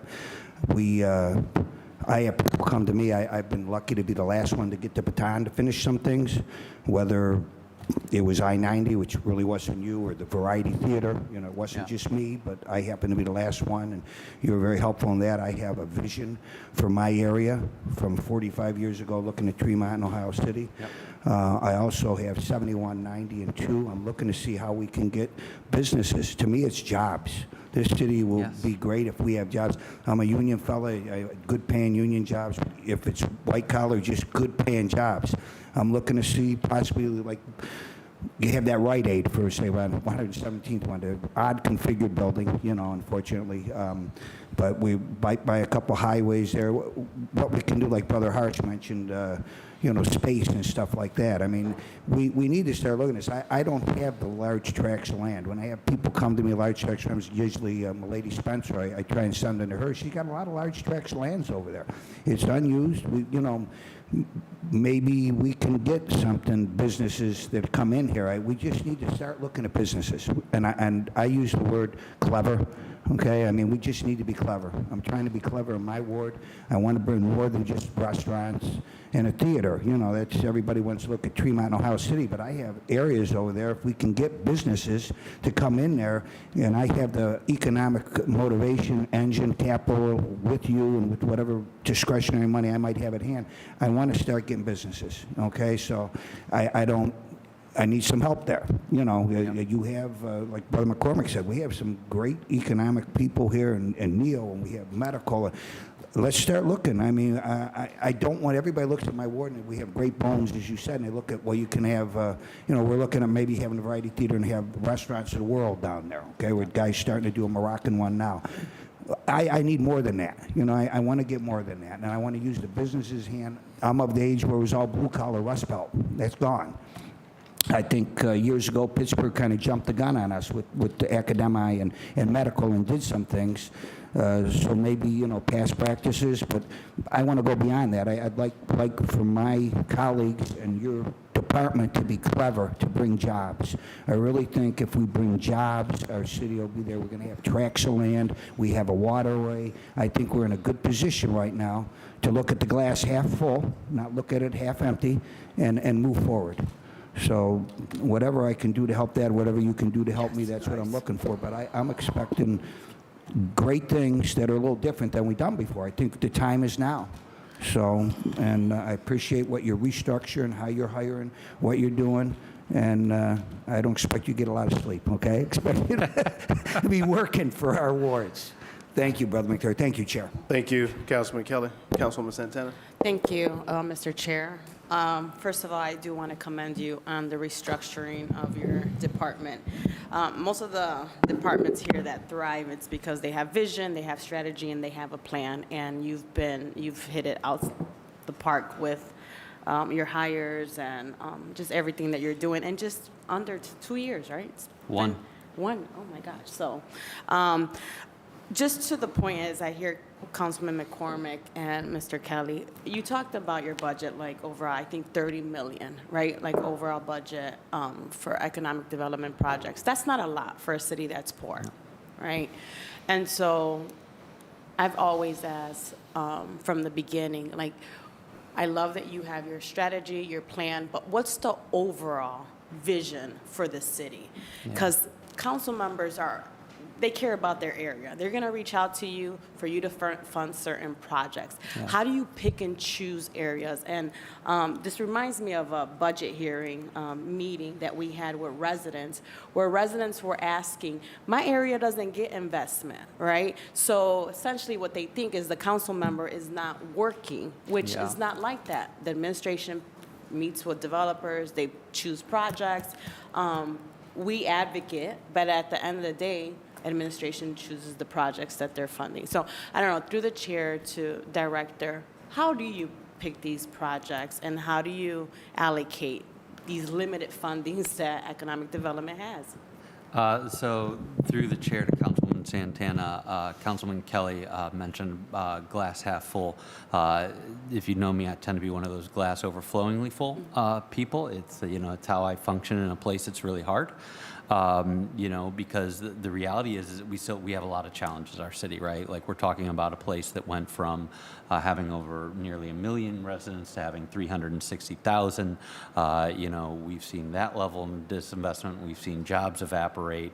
The way our city is organized, right? Like not every neighborhood can have the same things, right? But even our main streets, we have more retail square footage per capita than any other place in the country, right? And meanwhile, our people are moving out, which means it's not easy to just say, oh, we're going to put retail over here or there, right? So again, I think some of this is like figuring out on a couple different planes.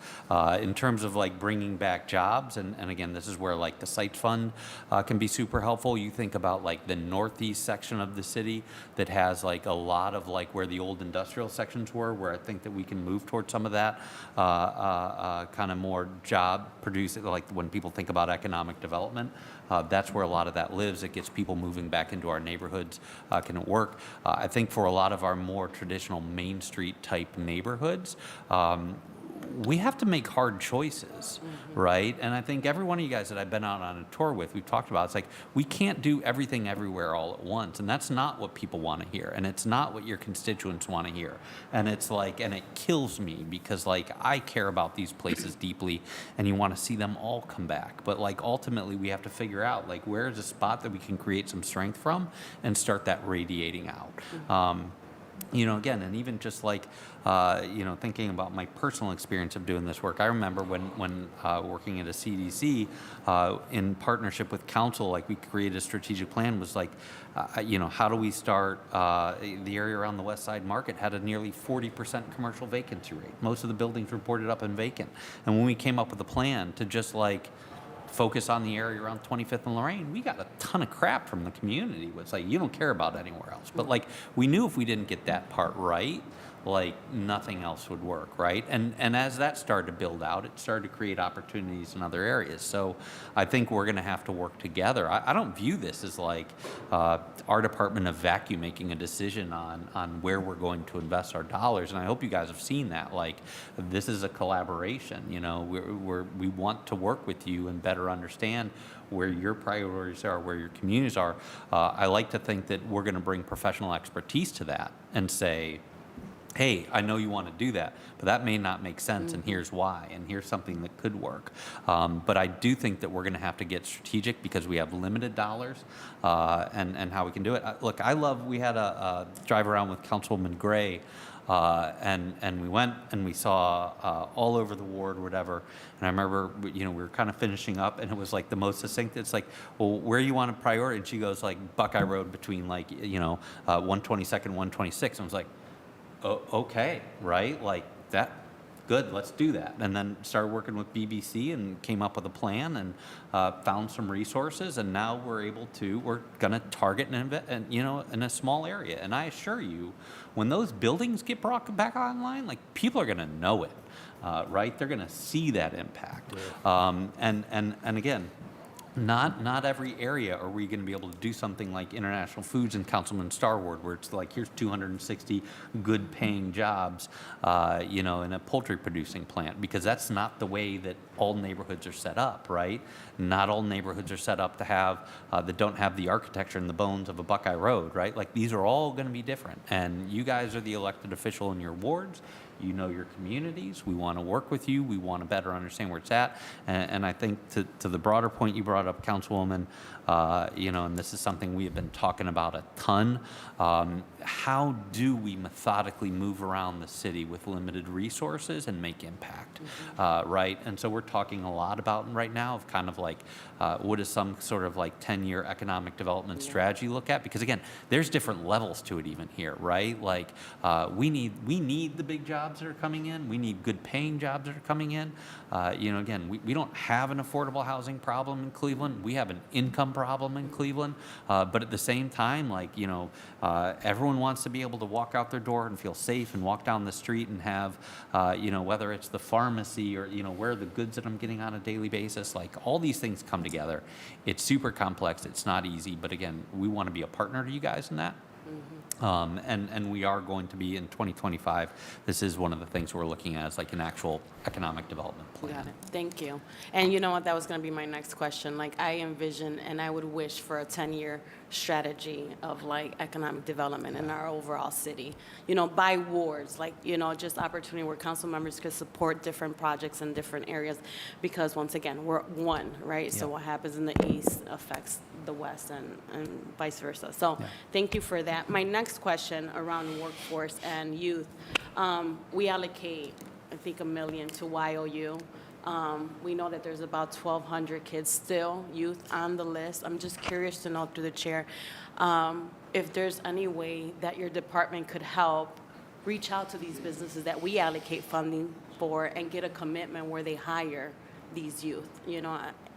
That's something that we will be talking about next year, but it just would be great for these local businesses to hire within their neighborhood, these youth, get them out of trouble and hire them. I don't think our businesses do a very good job at that, but that's something maybe that we could talk in the near future. But just going back to McCormick's point of, do you reach out to businesses, how they're doing with their staffing, and any gaps that we could help, move them forward. So I yield. All right, thank you. All right, we're going to end with Councilwoman Gray for some brief comments. Okay, yes. Thank you, Chair. I just want to commend Director McNair for working with me and the residents in Ward 4, and what he just said a while ago, how he and his director and I, we rode around Buckeye area to look at what was needed for that area one Saturday morning. And we took our time assessing that. We not only looked at Buckeye Road, we looked at Shaker Square, we looked at Kinsman, we looked at Union. And that's when the question came up, where do the development needed in Ward 4? And that's how we came up with $3.89 million to develop Buckeye Road. And to say the least, I just want to just put this out here. When I first came into office, Director McNair was the ED for Ohio City. And he called me and set up an appointment for me to walk around Ohio City with him, because he and I live in Ward 4. And due to that, he showed me the economic development strategy that was implemented in Ohio City, when he was the ED over there. So that kind of enlightened me to understand what our community needed, in a sense. And just to have that guidance from him helped me to understand what I needed to look at in Ward 4. You know, when he made that statement earlier saying that how he and his director, he and his assistant director and I got out in the community, and we had to look at to see how this money can be invested in the community in the right way. So that wasn't an easy task. I'm learning a lot. That's why I'm a good listener, and sometimes I end up being last. so I can understand the flow of all the other questions and the answers that come along to what I need to say in the sense of me being the council Ward 4. But I want to say one thing about your chart, the chart that you got up there. Yep. I really like how you orchestrated this particular chart dealing with the neighborhood, dealing with the neighborhood revitalization in our communities. It takes a lot to understand what type of structure that need in the community. I know that we still looking to see what type of businesses that will come into the Buckeye area, using the $3.89 million. But to say the least, this is the strategy that is needed for that type of development structure, because otherwise that money would be useless if we did not have an understanding on what to develop. And since I have been in that ward such a long time, as well as as a director, we have to really analyze what is needed, how we can use it, and also the workforce that he has in place to assist. And I want to just add this. One of his new representatives, Sharilla Mullins, she and I also walked the ward. I brought her out into Ward 4, and we went to every business, and she connected with every owner of each business for her to understand how she needs to work with those businesses on Buckeye. So saying the least, we still got a long way to go, but we got a plan, and we got an understanding of what we need to do. So I am appreciative of this funding coming into Ward 4, because when I looked at Ohio City, now I can see how things should be mapped out with that funding on Buckeye Road in a very economic way. Yep. So I just want to, I don't have a lot of questions because we talk from time to time anyway, but I just want to appreciate you and your staff of commending Thank you. what you're doing for Buckeye Road, and as well working with the CDC, Burton Bell Carr. So Excellent. Thank you for that. Thank you, Councilwoman. Thank you. Again, no further questions. Thank you, Director. Appreciate your time this morning. Sir. I do want to connect with you about the ARPA contracts. I know you said most of them are out. Yeah, I know I'll get a there's- list. Yeah. I know that we have some folks have actually touched base with us while we're here, regarding, contracts, ARPA contracts that they may not have the same understanding, but we could talk about that Okay. off afterwards. I know our staff was able to pull a list of projects that we can talk about, which is the Refugee Response, Variety Theater, Blanket Mills, Serenity Health and Wellness, and the Brownfield Mediation. So we can talk through those later to get a understanding of where they are in the Happy to. process. Okay? All right. Thank you, Director. You got it. All right. Appreciate you. Yep. Take care. All right, team, we're going to jump into community development. Inez has the presentation up, our clerk, rather, and is also on your tablets as well. You may have to click out the box and click back in. We received the presentation this morning. I also have printed copies if that's easier for Okay, folks. all right. So you may have to click out and click back in.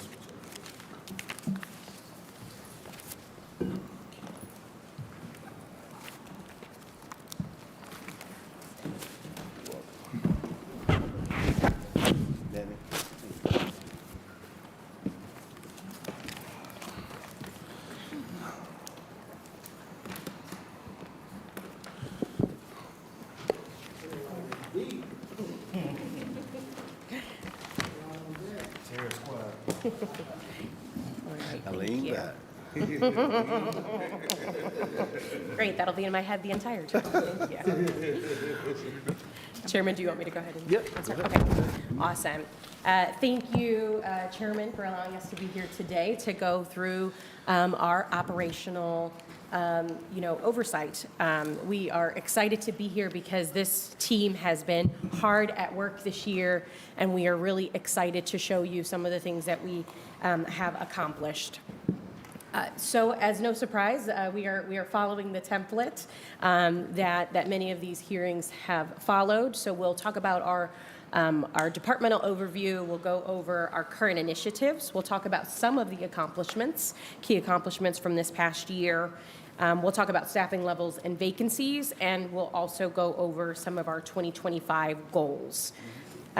We are also prepared to, while there's not a ton in this presentation, we have the right people in the room to answer many questions that you may have specifically. So we are excited to get started. As you all have heard me do many times at this table, I like to start all of our presentations by reading our vision for community development. This was created by this team, many of the people that you see here, and we like to find every way to bring this back to the center of what we do. The Department of Community Development envisions a Cleveland where stakeholders are empowered to build the pathway to equity. This vision is realized by creating quality housing and vibrant neighborhoods that serve as the foundation for generational wealth and community prosperity. As you all know, we've recently undergone a transition in the department, and what I have before you is a table that spells out who our leadership team is, and you will meet many of them today. Of course, you have myself, Director Alyssa Hernandez. We also have 2 assistant directors. This is a change that we made probably about 1.5 years ago now to add a second assistant director. Those assistant directors are Tony Scott, who is here to my right, and McKeel Wackers, who is here to my left. Below that are the teams that they lead, and those teams are, rather than bureaus led by commissioners, rather than divisions led by commissioners, this team is made up of bureaus led by bureau chiefs. Those bureau chiefs are the Bureau of Program Operations, Veronica McGraw, Bureau of Community Programming, Erin Miller-Tate, Bureau of Residential Improvement, Danette Davis, Bureau of, and those 3 report under the structure of Tony Scott. We then have the Bureau of Housing Development, led by Tony Bango. We have the Bureau of Enterprise Operation, led by Joy Anderson. And finally, the Bureau of Neighborhood Revitalization, led by Trudy Andrzejewski. So now we'll go into our current initiatives, and you'll hear different voices go over each of these items, and then that will be who we can direct some of those questions about. So we'll start off by talking about one of our departmental-wide. Director, before we move on, I see we have Joy Anderson is sitting out in the audience. We need to get her up here to this table. I think you have to sit on that side though, right? Because everybody's flanked to the. Oh, yeah. In our formation.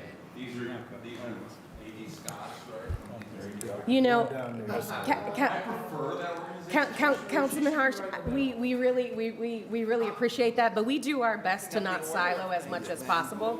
So while the structure, we like to be able to, we like to have our lines, but we like those lines to be permeable. One of the things that we often talk about is how I don't like when everybody sits in the same spot every time. Sometimes we as adults, we believe that we have these assigned seats, and I feel like that doesn't always serve us well. So I will intentionally sit in a different seat to make sure that we're keeping everybody on their toes, and and that's how we like to roll. We like to bring in a little bit of nuance. But thank you for calling that out. All right. So departmentally, we are undergoing a transition out of our Neighborly system into our Power App system. And so what this has meant is that for the last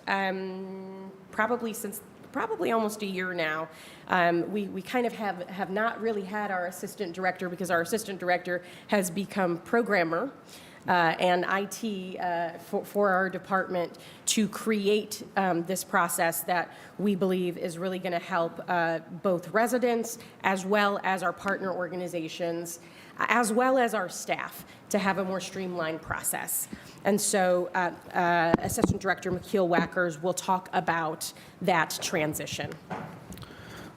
Thank you, Director. So many of you are probably familiar with, I think, the weekly emails that you get. The back end of that is now we have what's called Power Apps running key processes throughout the department. So we started off with tax abatement and land bank. To date, we've actually processed almost 1,000 applications this year for land bank. We have no backlog with our tax abatement program. First time in years that has been the case. We are now transitioning a lot of our core functions, payments, contracting, and compliance. Payments went live actually Monday. Contracting and compliance is going live November 1st. And we have these systems that are all talking to each other and sharing information, really reducing the sort of the runaround or the data entry that staff have to do, and putting everything at their fingertips. A lot of this was born out of the lessons we learned from the Neighborly transition. While it served some purposes well, it was really just an application platform that was sort of built out to try and do more than it could. Our customers, our partners, I think they liked the system, but when everything that came over, it really didn't create any efficiencies, and it would replace sort of the paper. You didn't know where anything was unless you physically pulled it out of the folder. That was really what Neighborly sort of did and was limited to.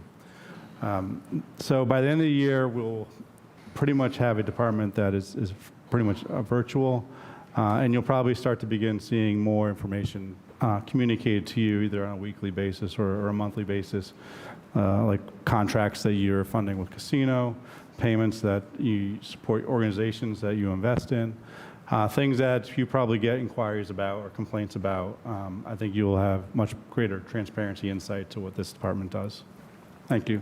Thank you, Assistant Director Wackers. Next, we'll go to talk about our implementation vendor, and Tony Scott will preview it here, and we'll talk a little bit more in depth on a next slide.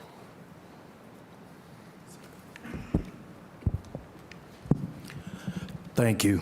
The implementation vendor, as I said, will be scaling it up.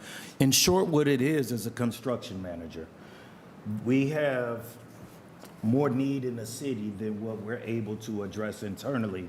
So by identifying an implementation vendor, that contractor will be responsible for increasing our contractor pool, being able to scale up the amount of specs that we're able to write for home repair, rehabilitation, and lead abatement projects.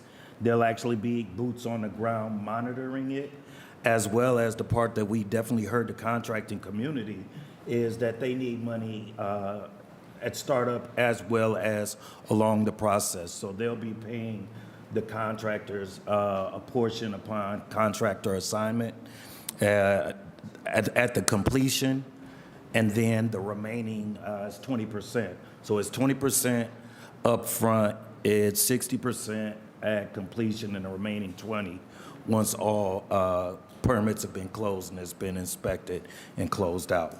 So we're really excited about that. I can go a little bit more in depth into that once we talk about our 2025 goals. Thank you. We think that's going to be a game changer for how we do home repair, and we're really excited about that process. Next, we'll go to Aaron Miller-Tate, who will talk about the Neighborhood-Based Community Engagement Team. This is a team that you heard a little bit earlier in my colleague Tom McNair's presentation. This group also will be a part of that larger integrated development team, and I will let Aaron take it away. Thanks, Aaron. Good morning, thank you. So the Bureau of Community Programming combines existing programs that had been operating in CD, all of the programs that are sort of community facing. So we take fair housing, consumer protection, bank relations, and financial empowerment, as well as community engagement and the middle neighborhoods work. The strategy with bringing these together is to bring resources to the community via the community engagement team. There are 4 specialists and 2 managers that make up that team. They serve similarly to the neighborhood investment managers that we talked about earlier, those 6 regions that are carved out by the planner assignment areas. So in addition to the home repair programs, which is a big part of their work, what they take out to the community, they also will be focusing energy on bringing the work of the Fair Housing Office, the Consumer Protection Office, and our financial empowerment work out into the community. They really serve as educators and advocates, providing public information, bringing resident voices back to City Hall, and working in concert, like we said, with those neighborhood-based peers in ED and in planning. They support residents in their interactions with City Hall. As of right now, we have an intake station in our community development office where they've served about 100 people in the last 2 months that we've been collecting data. They serve people at the station so folks can drop in, come in anytime, and get support with program applications for land bank or home repair. Those numbers are increasing steadily. They also do weekly hours in the community at libraries, at other community centers, and they've been a presence at around 35 community events in those last 2 months. The other part of that strategy is building out the content of those 3 other programs, so our fair housing, consumer protection, and financial empowerment work. We are re-engaging and professionalizing our fair housing board. We're working with HUD to shape some new processes for hearing claims around housing discrimination and being a little bit more proactive in terms of how we serve the community with housing resources.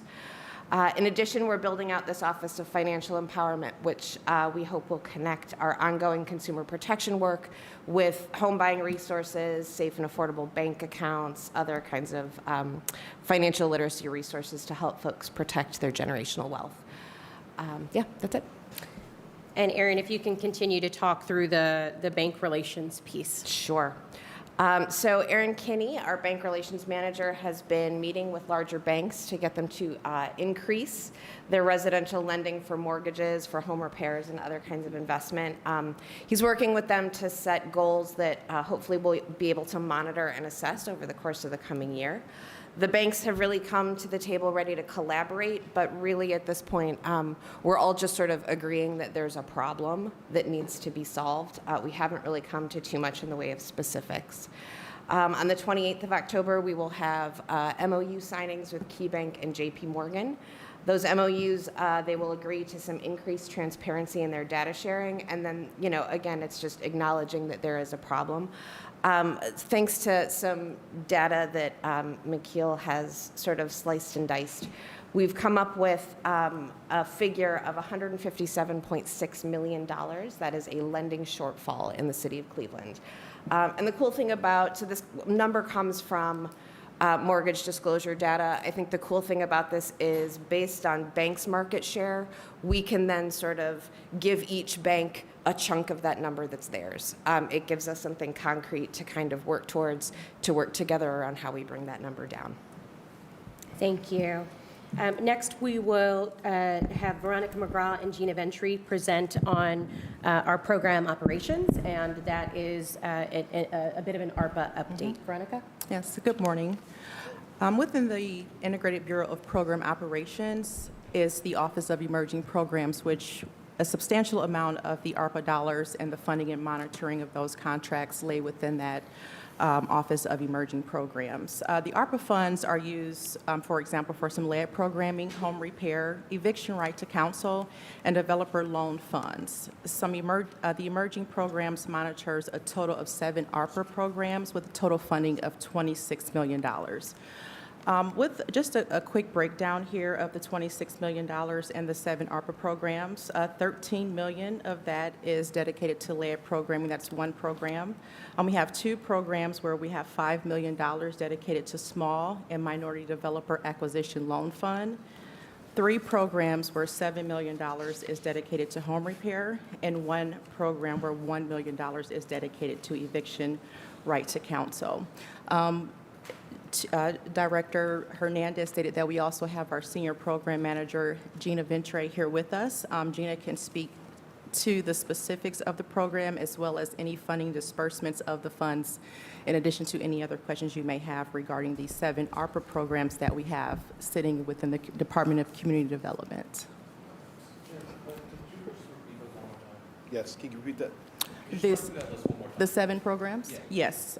So we have 1 program where $13 million is dedicated to lead programming, 2 programs where we have $5 million dedicated to small and minority developer acquisition loan fund, 3 programs where $7 million are dedicated to home repair, 1 program where $1 million is dedicated to eviction right to counsel, totaling $26 million. Okay. You're welcome. Next, we will go to Tony Bango, who will talk about the Cleveland Housing Investment Fund, and he'll take it away. Thank you very much, Director. So this initiative, as many of you at this table are aware, is called the Cleveland Housing Investment Fund, or CHIF. We've been talking about it a lot lately. We've had a pretty robust conversation over the past 2 months. What this is it is a fund that leverages the city's investment of a ratio to 4 to 1 to create a $100 million fund that will then be invested in projects citywide, particularly focusing on middle markets, opportunity markets, and providing affordable housing of all types throughout the city, whether it's multifamily rental, single family, so on and so forth. Really, usually when the Department of Community Development is at this table and we're talking about housing investment, we're talking about federal dollars being invested directly into projects and processes and environmental reviews and the Uniform Relocation Act and all these different types of federal requirements that are put on us through the funds that the government gives to the city that we then spend to the Department of Community Development. What this fund does is it is more flexible, it offers favorable lending rates, and offers the opportunity to close gaps in projects across the entire city, therefore opening the door for smaller and minority developers to do projects they've always wanted to do, but frankly really haven't had the tools to do it. So really excited to talk about this, and I think this is going to be a game changer over the next couple of years as this fund goes live and contributes towards the production of about 2,500 units of housing. Awesome. Thank you for that, Tony Bango. Next, we will talk through our staffing levels. I will preface this by saying this is a little complicated for the Department of Community Development to talk through staffing levels because we have staffing at the general fund level, and we also have staffing that happens through various grant funds. And through that, we have an opportunity to kind of ebb and flow to meet the needs based on some of those grants. We also have a few fellows that will be doing their fellowships here, so the numbers are not exactly precise on when we're talking about grant fund, but this gives you a good idea about the magnitude of the department. So our head count for the general fund was 5 individuals. So as you all who have been here with us know that much of the department is not funded through the general fund, but is funded through primarily grant funds, some through ARPA, but many through the Department of Housing and Urban Development through Community Development Block Grant dollars or CDBG dollars. But our head count for the general fund budget is 5. Our head count as of September 30th was 5 of those general funded positions, leading to no vacancies in those positions. And then we have 84 current, well, as of September 30th, 84 that were grant funded. That leaves us with 0 vacancies for general funding, and then I'm going to talk to you a little bit about the inflow and outflow of folks. Councilman Harsh, in hearing your last conversation on staffing, I want to go ahead and give you some of those numbers. So altogether, with the new reorganization, we are at about 109 people. So fully staffed for us, which is a big, big goal, would be 109 people to do all the things that we need them to do. Again, many of those, most of those are going to be through grant programs. Year to date, we have added 22 new hires. 22 new hires, as well as 9 folks that have been promoted within the department. We have lost 15 total, and that is 3 through retirements. 2 of them stayed with the city, so most of them did not leave the city, and that puts us at a net gain of 7.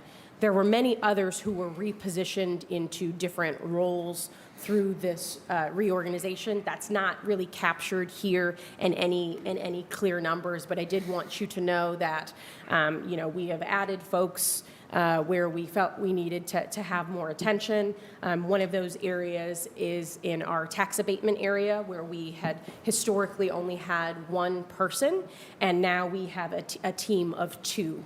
And that is not an overall net gain or loss. It's more so a move over. And so that happened with the reorg. So just wanting to note that. Additionally, we have 5 that are going through the hiring process right now. These are folks that have a requisition. We have already done the interviewing, and we have selected the candidates that we want to bring in. So there are 5 additional newcomers that are on their way going through the process. And we are actively recruiting for 15 positions. So what that means is our HR has been really busy. Our teams and our leaders who are here at the table have been taking the priority from me to make sure that we're hired and that we have enough capacity. And they have taken that head on and have gone through probably collectively hundreds of interviews, thousands of applications to make sure that we have the right people in place. And so that is those are our staffing levels. We've gained 2 additional positions through the administration and council negotiations of the pooled fund of folks, and those are to support new folks in our asset redevelopment team. You'll hear a little bit more, and that's under Trudy. You'll hear a little bit more from McKeel later on that team. And that ends us talking about our staffing levels, which again I know is a little complicated, but please know that the overarching theme here is that we are primarily funded through grant funds, and through those grant funds we have some flexibility where we have to make sure that we don't exceed any caps through administrative work, but we do have some flexibility in who we hire. And that is why those numbers are not always whole numbers. All right, next we'll talk about some of our accomplishments. Some of them that you've already heard about, as we talked about our current initiatives. Some of those initiatives are current, but we have had some wins, and so the team will talk a little bit about that. I will say my biggest win, my biggest accomplishment this year as director has been that we have completed a reorganization of an entire department of 100 people. And we were able to do that within a little over a year. But the most important part of that is making sure that I have hired highly skilled bureau chiefs to lead up those sections that we talked about. A reorg is only as strong as what it looks like afterwards. And we are still very much in process, but I am proud that we have hired 6 really talented bureau chiefs who have hit the ground running. We were able to do that by hiring 3 new people. Am I making this up? Hold on. 1, 2, 3 new people, and we've promoted. We hired 3 and we promoted 3. Promoted 2. We kept 3 and promoted them. We kept Joy, who has moved over from commissioner to bureau chief, and we have added on additional new folks to the team at those levels. You all have heard me say many times, the department does a whole lot of things, and a director couldn't possibly be an expert in each of those areas. So it is incumbent on me to make sure that I am doing what I believe I'm pretty decent at, which is hiring good, strong folks to be able to be the experts in those areas, to lead those specific areas, which is why you see this table flanked with so many people today. We have also added a new position called the CD attorney. This is a joint position within our law department as well as community development. This person's role is to templatize and really make the easy things much easier for us. So using templates so that every time we get a contract, we are not viewing it as a new and unique thing, but something that we've done before. So this is going to help streamline in a significant way, help make that contracting process both easier and quicker, more standard and streamlined. I will hand it over and we'll talk about the Bureau of Neighborhood Revitalization, which is led by Trudy Andrzejewski. I always get it wrong. Thank you. Trudy Andrzejewski. So sorry. Andrzejewski. And McKeel Wackers will take it over for me there. Yep. Thank you. So this new bureau houses the land bank, but also an office of neighborhood revitalization. And this is a real shift in trying to more strategically align or strategically position the land bank from a passive land bank where we just sit around waiting for applications that then in the past were paper applications, and it took a lot of staff time just to input that information and then do the paper process with council and planning and the CDC. And all of you are familiar with what that used to look like. So what we are trying to do is be more strategic. We own over 18,000 lots in the city of Cleveland. We are essentially have the monopoly on vacant land in the city of Cleveland, and that's a huge resource for potential redevelopment and the revitalization of the city. But you need to have a plan, you need to have a strategy in order, and you need to be able to execute on it. While applications are great and people have ideas of how they might want to use a vacant lot, we need to start looking at scale so that we can really put this land back into productive use. And with that, we have an office that not just continues to process applications, but the focus is really on whether or not those applications align with what the city's interests are for that land. So every single lot, we are working towards getting a preferred use. And if an application or a proposal comes in that aligns with those uses, then it'll ensure that we can ensure that that is processed in a manner that is expeditious, because we already hopefully know what the council person wants, what the planning wants, and what the CDC wants to see there. If there's sort of a conflict there, then we will still process it in the old manner where everyone gets an opportunity to input. But obviously that is not as efficient as having all our ducks in a row to begin with. We are also actively putting out RFPs for sites that need redevelopment, some of which are the cities, such as the McCafferty building, which is actually the Department of Health's former property. Where there are areas of aggregated land bank land, we will put those out. But we are even partnering with the Board of Ed on the disposition of their vacant school property. So the interesting thing is we've really become sort of a go-to in the department. We hope that reputation is warranted. But I think we have managed to get properties out. We managed to get interest in those properties, where we actually have a selection of good developers for the redevelopment of those properties. And that's a good first step. And then finally, we want to have preferred partners. So existing developers who are in the community, large and small. We want to make sure that we sort of get our ducks in a row with them first, so that when it comes time to they actually start selecting properties, we already know what the price that we'll sell the property at. We're doing this through a sort of a qualifications RFP, and that allows us to leverage state law, where if there's a competitive selection process in bringing on these preferred partners, we can offer pricing that is different than fair market value.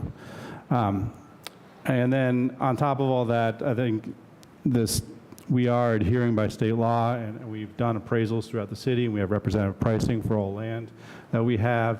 And with that one change, we've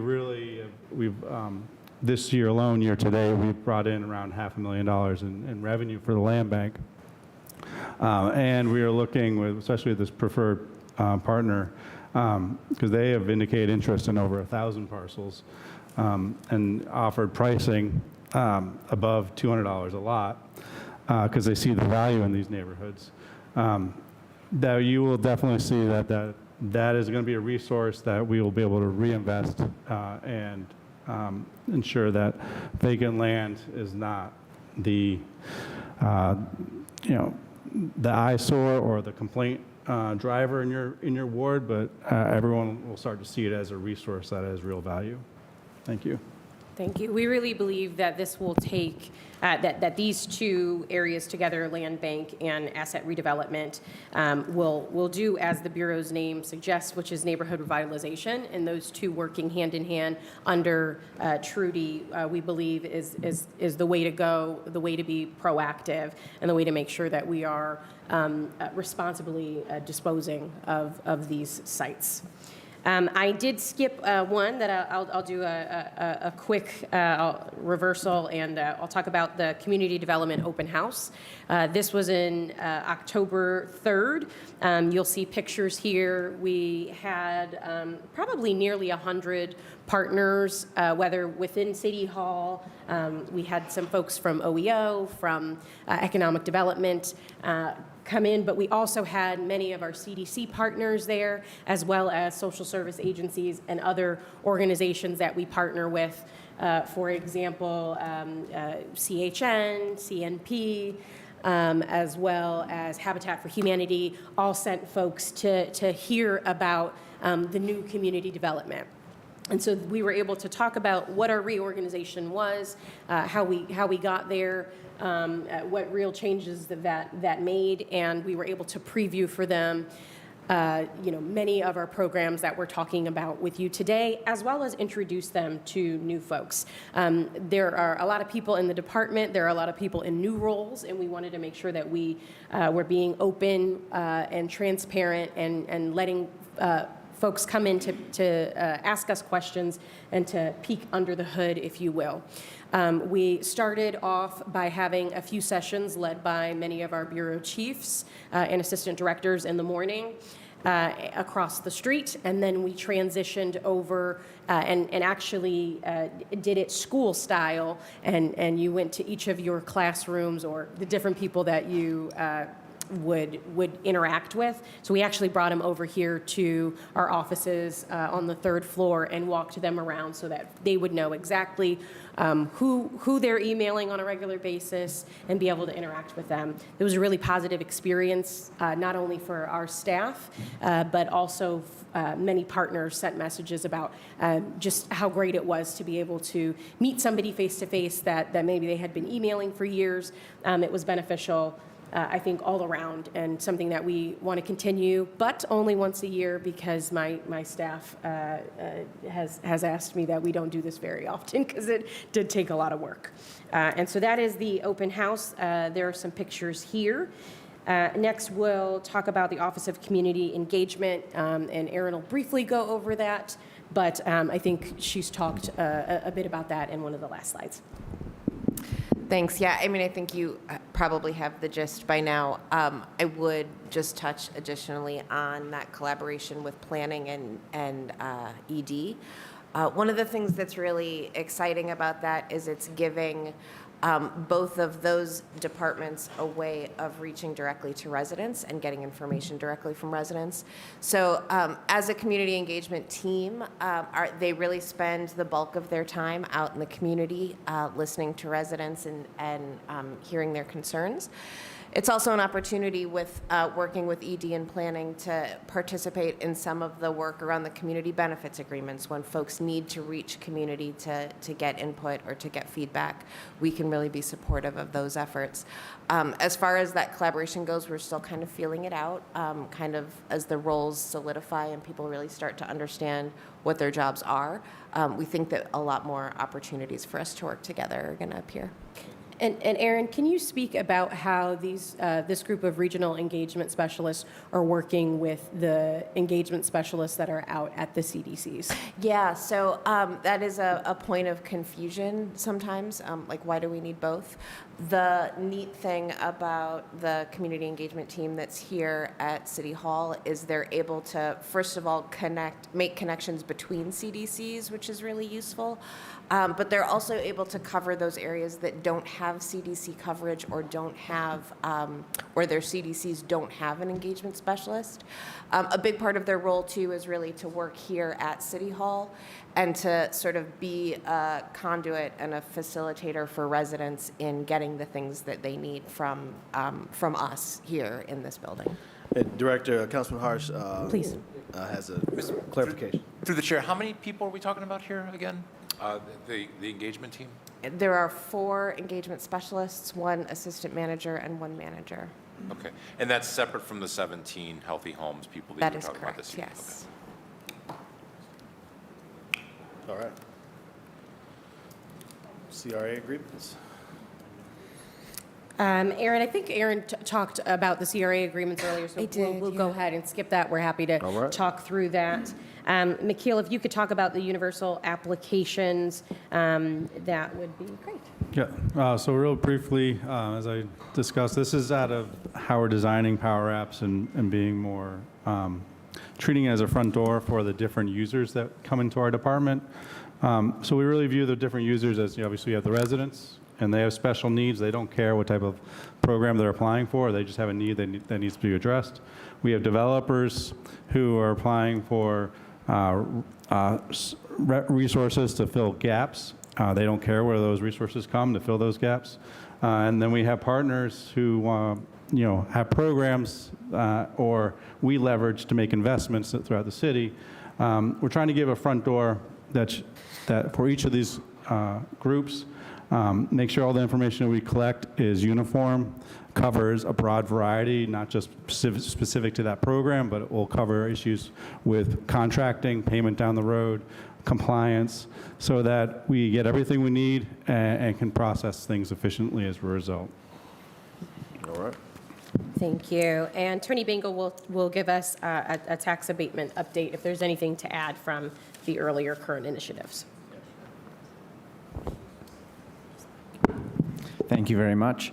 So as Assistant Director Wackers noted earlier that we're currently caught up on tax abatement, the one kind of detail I want to add to that is, in the wake of the most recent ordinance changing the way we do tax abatement, we received about 350 applications in a 3-month period. That's almost 2 years worth of applications in 3 months.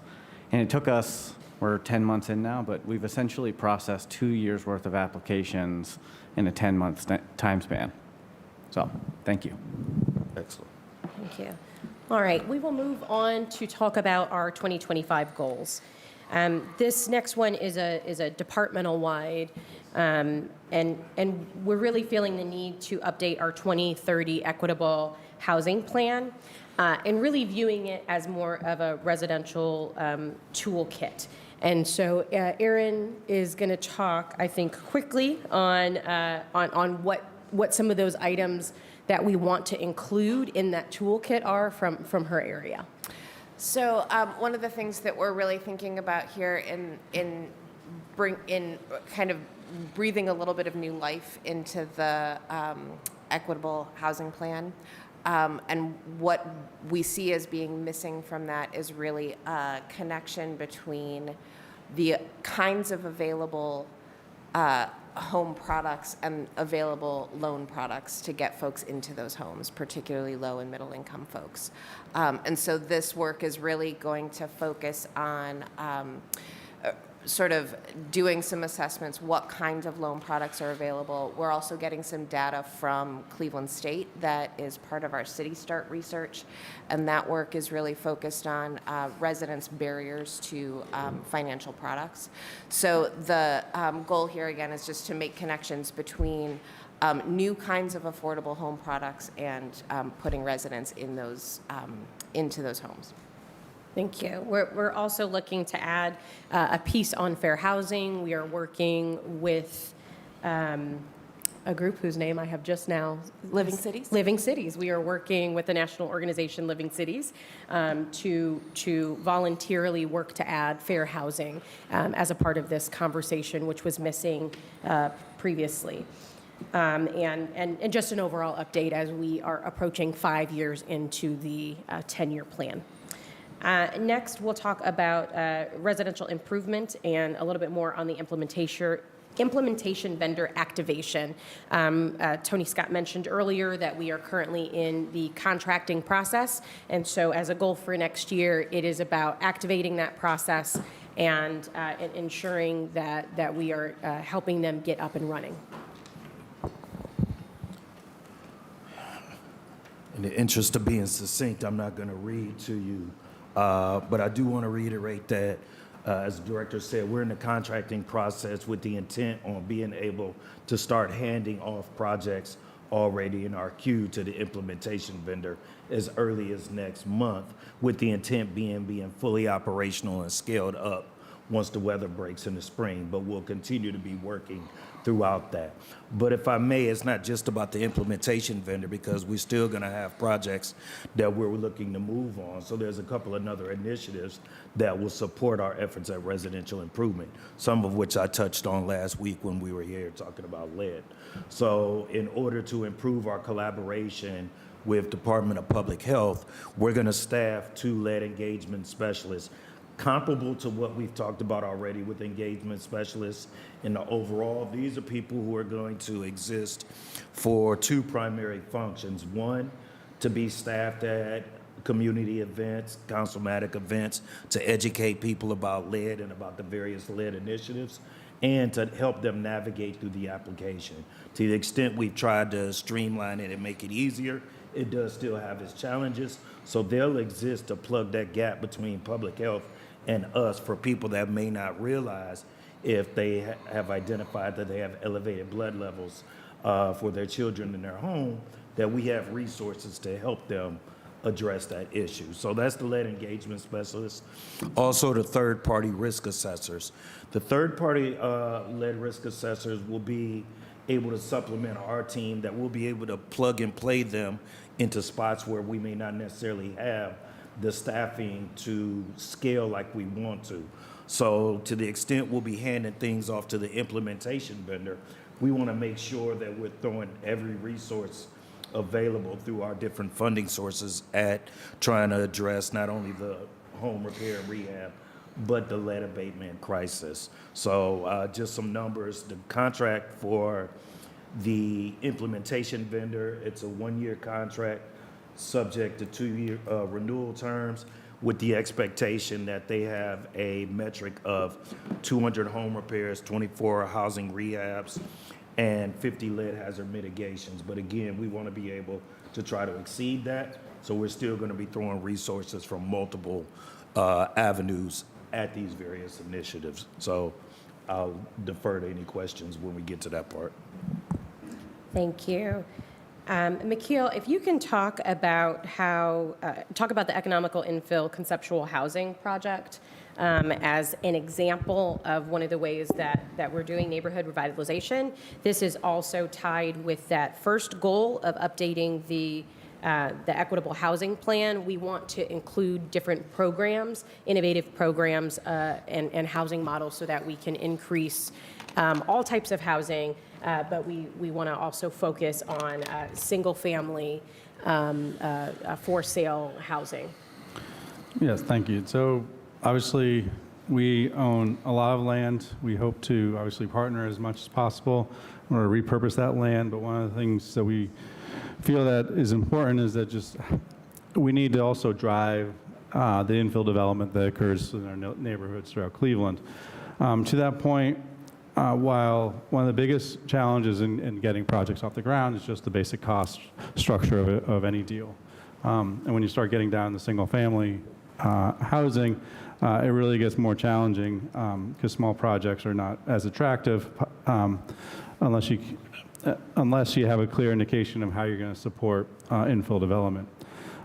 We sort of took a step back and said strategically, how would we want to go about this? And we said, well, let's act as the role of the developer and see what can we do to fill the type of housing that needs to happen in Cleveland that's currently not being offered by the market. So the market is currently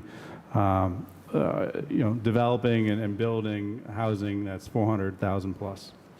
So what's not being done on a consistent basis is really the starter home or the affordable home for the rest of Clevelanders. So we put out an RFP to get architects to design at a construction price point of $100,000 single-family home, $175,000 single-family home, and a $250,000 single-family home as a construction price point. We've brought in 3 firms. 2 are Cleveland firms, John Katz and Byron Myers. And then we also had a West Coast firm that was interested in coming in. They were dealing with cost issues also on the West Coast. And we thought it would be good to see what lessons they've learned and might be applied to this market. And their owners have roots here in Northeast Ohio. Yep. So we are at the tail end of that design process. We have 9 designs. The price points of 175 and 250 are very feasible. The 100,000, we're still working through the challenges, but we're definitely in the ballpark. We're very excited what this could result in. The goal is actually to have some pilot developments next year using these designs that didn't come up with. Thank you. And then, Aaron, if you could talk to us about the Fuse Fellows that we are looking to bring on next year and how that's going to help us with fair housing. Sure. So those 2 fellows, one will be working in fair housing, one will be working sort of loosely in financial empowerment and housing development. The idea is that they are, between the 2 of them, refreshing the housing plan in a way that looks both at residents' needs as far as how they're connecting with housing resources, targeting those resources towards low and middle income communities, particularly communities of color. The other end of that is sort of looking at a little bit more of a systemic or institutional perspective, where those houses are coming from, how we're increasing the housing supply overall, and what kind of financial products are available for those folks to purchase homes. Thank you, Aaron. So that is actually the end of our presentation. We know that you all will likely have lots of questions, and the whole team is here to respond to those questions. What I hope your takeaways are is that the Department of Community Development has come a mighty long way. We are not where we want to be, but we are certainly on the way, and we certainly are not where we used to be. And so I hope that that you can be as excited as we are for 2025 and for what's to come. 2025 is going to be not necessarily about new ideas, but about actually getting those ideas and the work that we've done so far and actually seeing those things come to fruit and come to fruition. So with that, Chairman, we thank you for your time. Thank you, Director. Thank you to your team for your presentation this morning. I really appreciate it. Just a couple of questions from me before we move to council members. The neighborly system, when did that come online? What, 2 years ago? 3 years ago. Okay. And so now we are transitioning away from neighborly into Power App, right? Power App. I know at that time when we had discussions around how to streamline the way CDCs submit for reimbursements and payments, or other organizations, that neighborly was going to light year us into the future. But it seems like that was not the case, that there was some limitations that were unknown to the department as you all brought that system online. Am I correct in that? Through the chair, to the chair, so there were definitely limitations. The system was certainly oversold to us. Years of trying to get the vendor to address them really came to little. As a result, we looked around, worked with the ITS department, seeing what we could do, and also just very much with a framework of we did not need a system. We needed a system that could really address the unique business processes within the city of Cleveland. Otherwise, we would have a digital business process only with staff to do the same manual business process at the same time. And with this, having a homegrown system, we're able to customize it much more quickly. It doesn't take weeks, months if something needs to be addressed.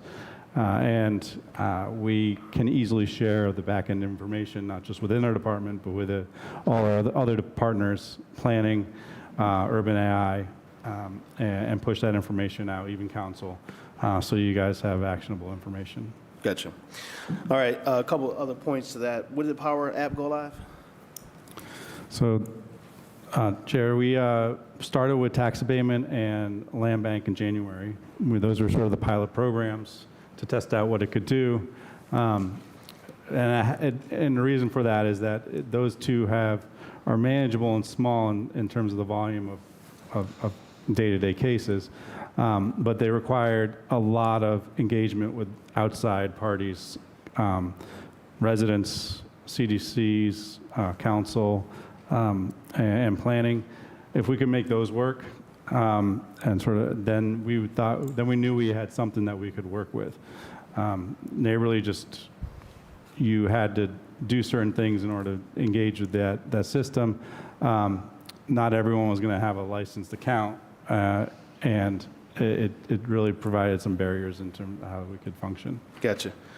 It is my understanding that there was some organizations invited to participate in some training sessions.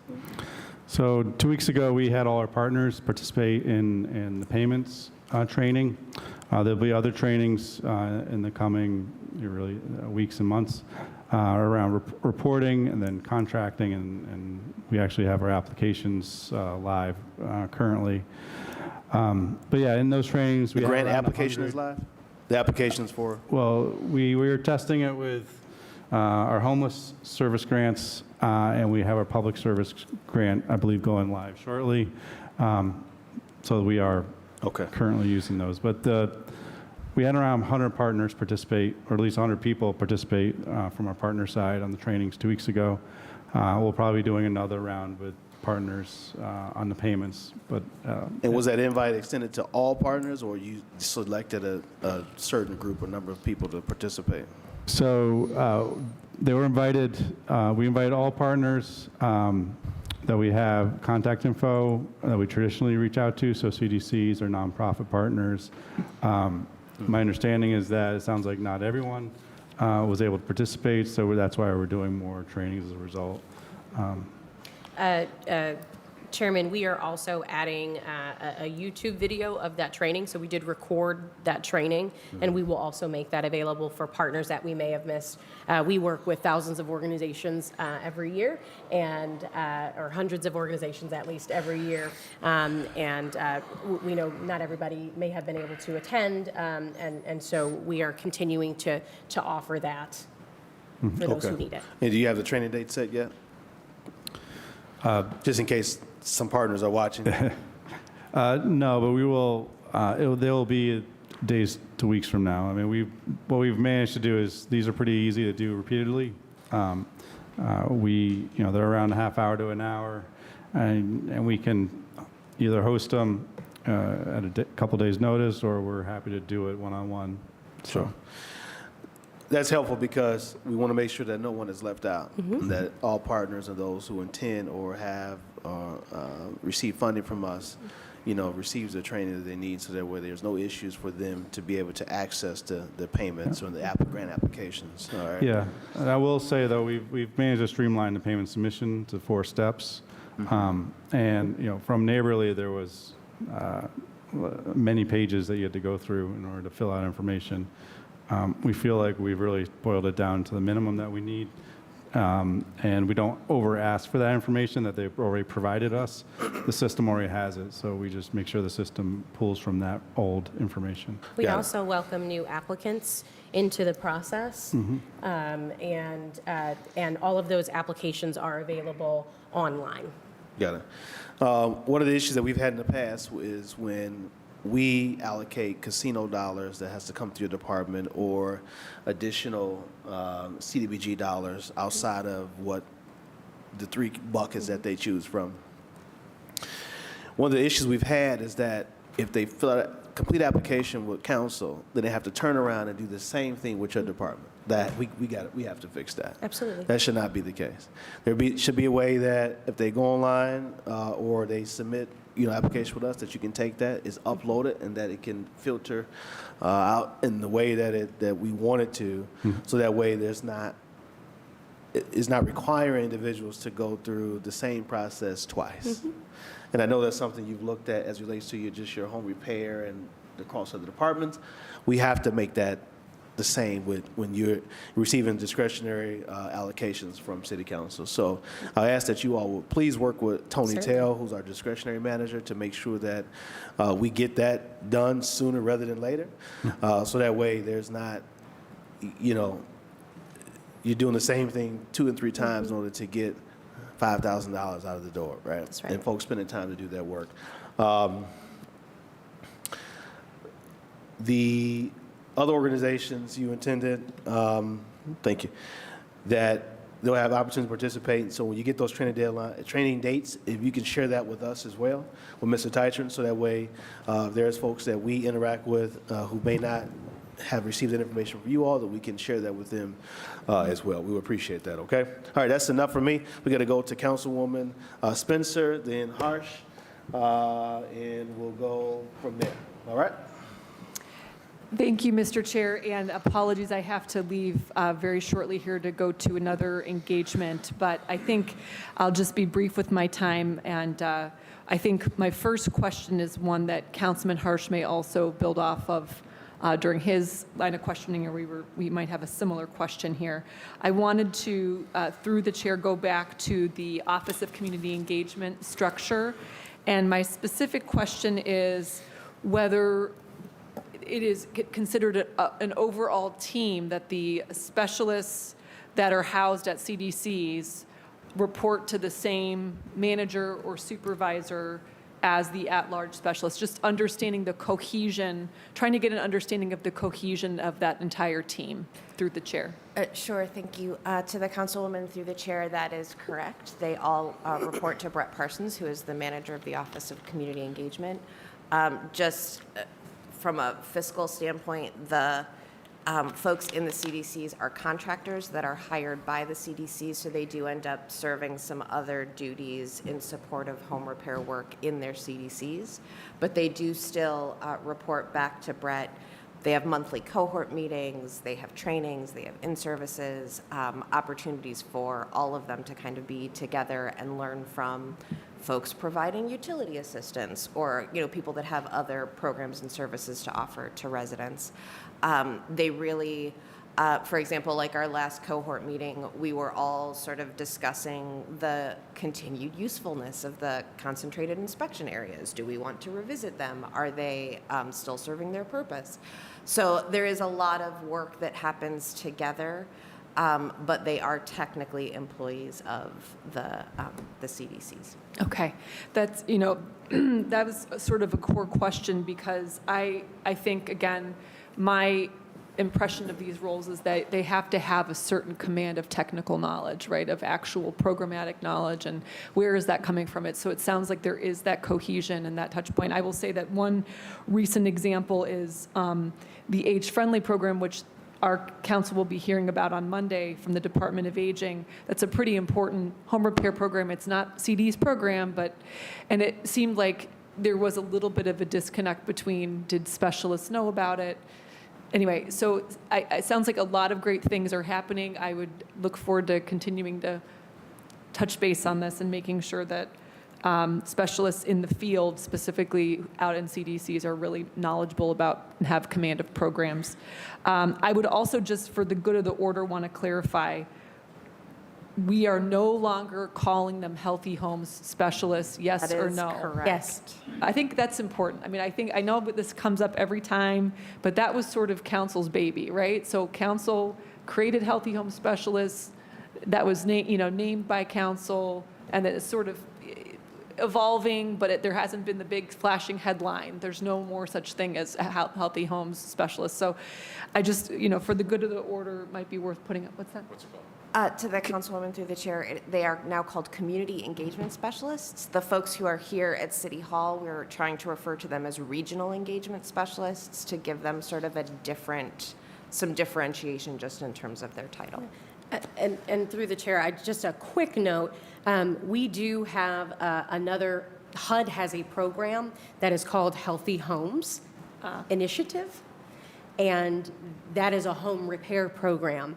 And so that gets very confusing when you have a home repair program that is named the same thing as we have named other folks. So this was in no way, trying to change it, the name for the sake of the name. There's some operational needs to make sure that we have real clarity. And the other part is that, these are not inspectors. Right? These folks are not inspectors. They are to help drive and to help really be in the community and to help drive home repair. And so, this helps to connect, we think, what they're actually doing with what their name is. Okay, great. And then a follow-up question. You've mentioned the Housing Trust Fund. I wanted to take a moment to through the chair, ask the director or a member of your team, how would you characterize where we stand with the Housing Trust Fund versus where it needs to be? Because I know that the demand maybe should I add another far exceeded supply. So just a note on the Housing Trust Fund. To the chair, to the councilwoman. So thank you for the question, councilwoman. Your characterization is correct.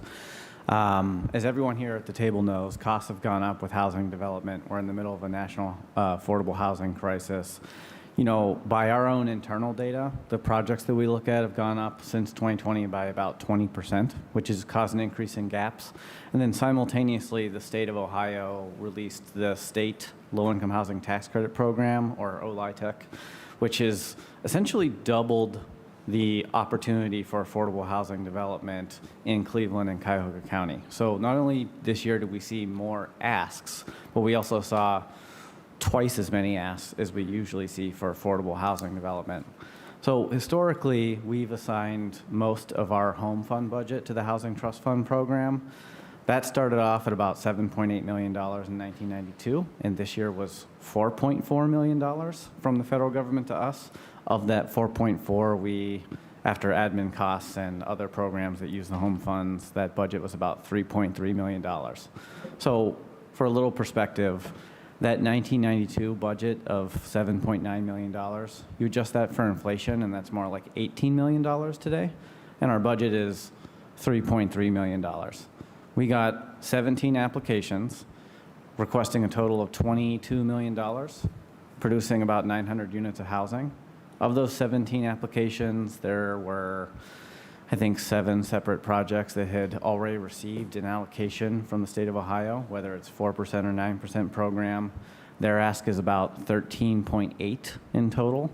It's producing about 550 units of housing. With our $3.3 million budget, we're at a heavily discounted rate, able to fund about 240 units of that overall budget.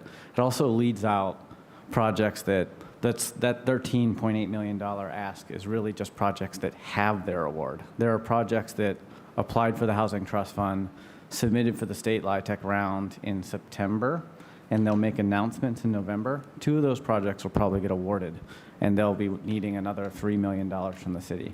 So that just describes the problem. It's realistically probably a $15 million annual need for housing gap financing as it pertains to affordable housing.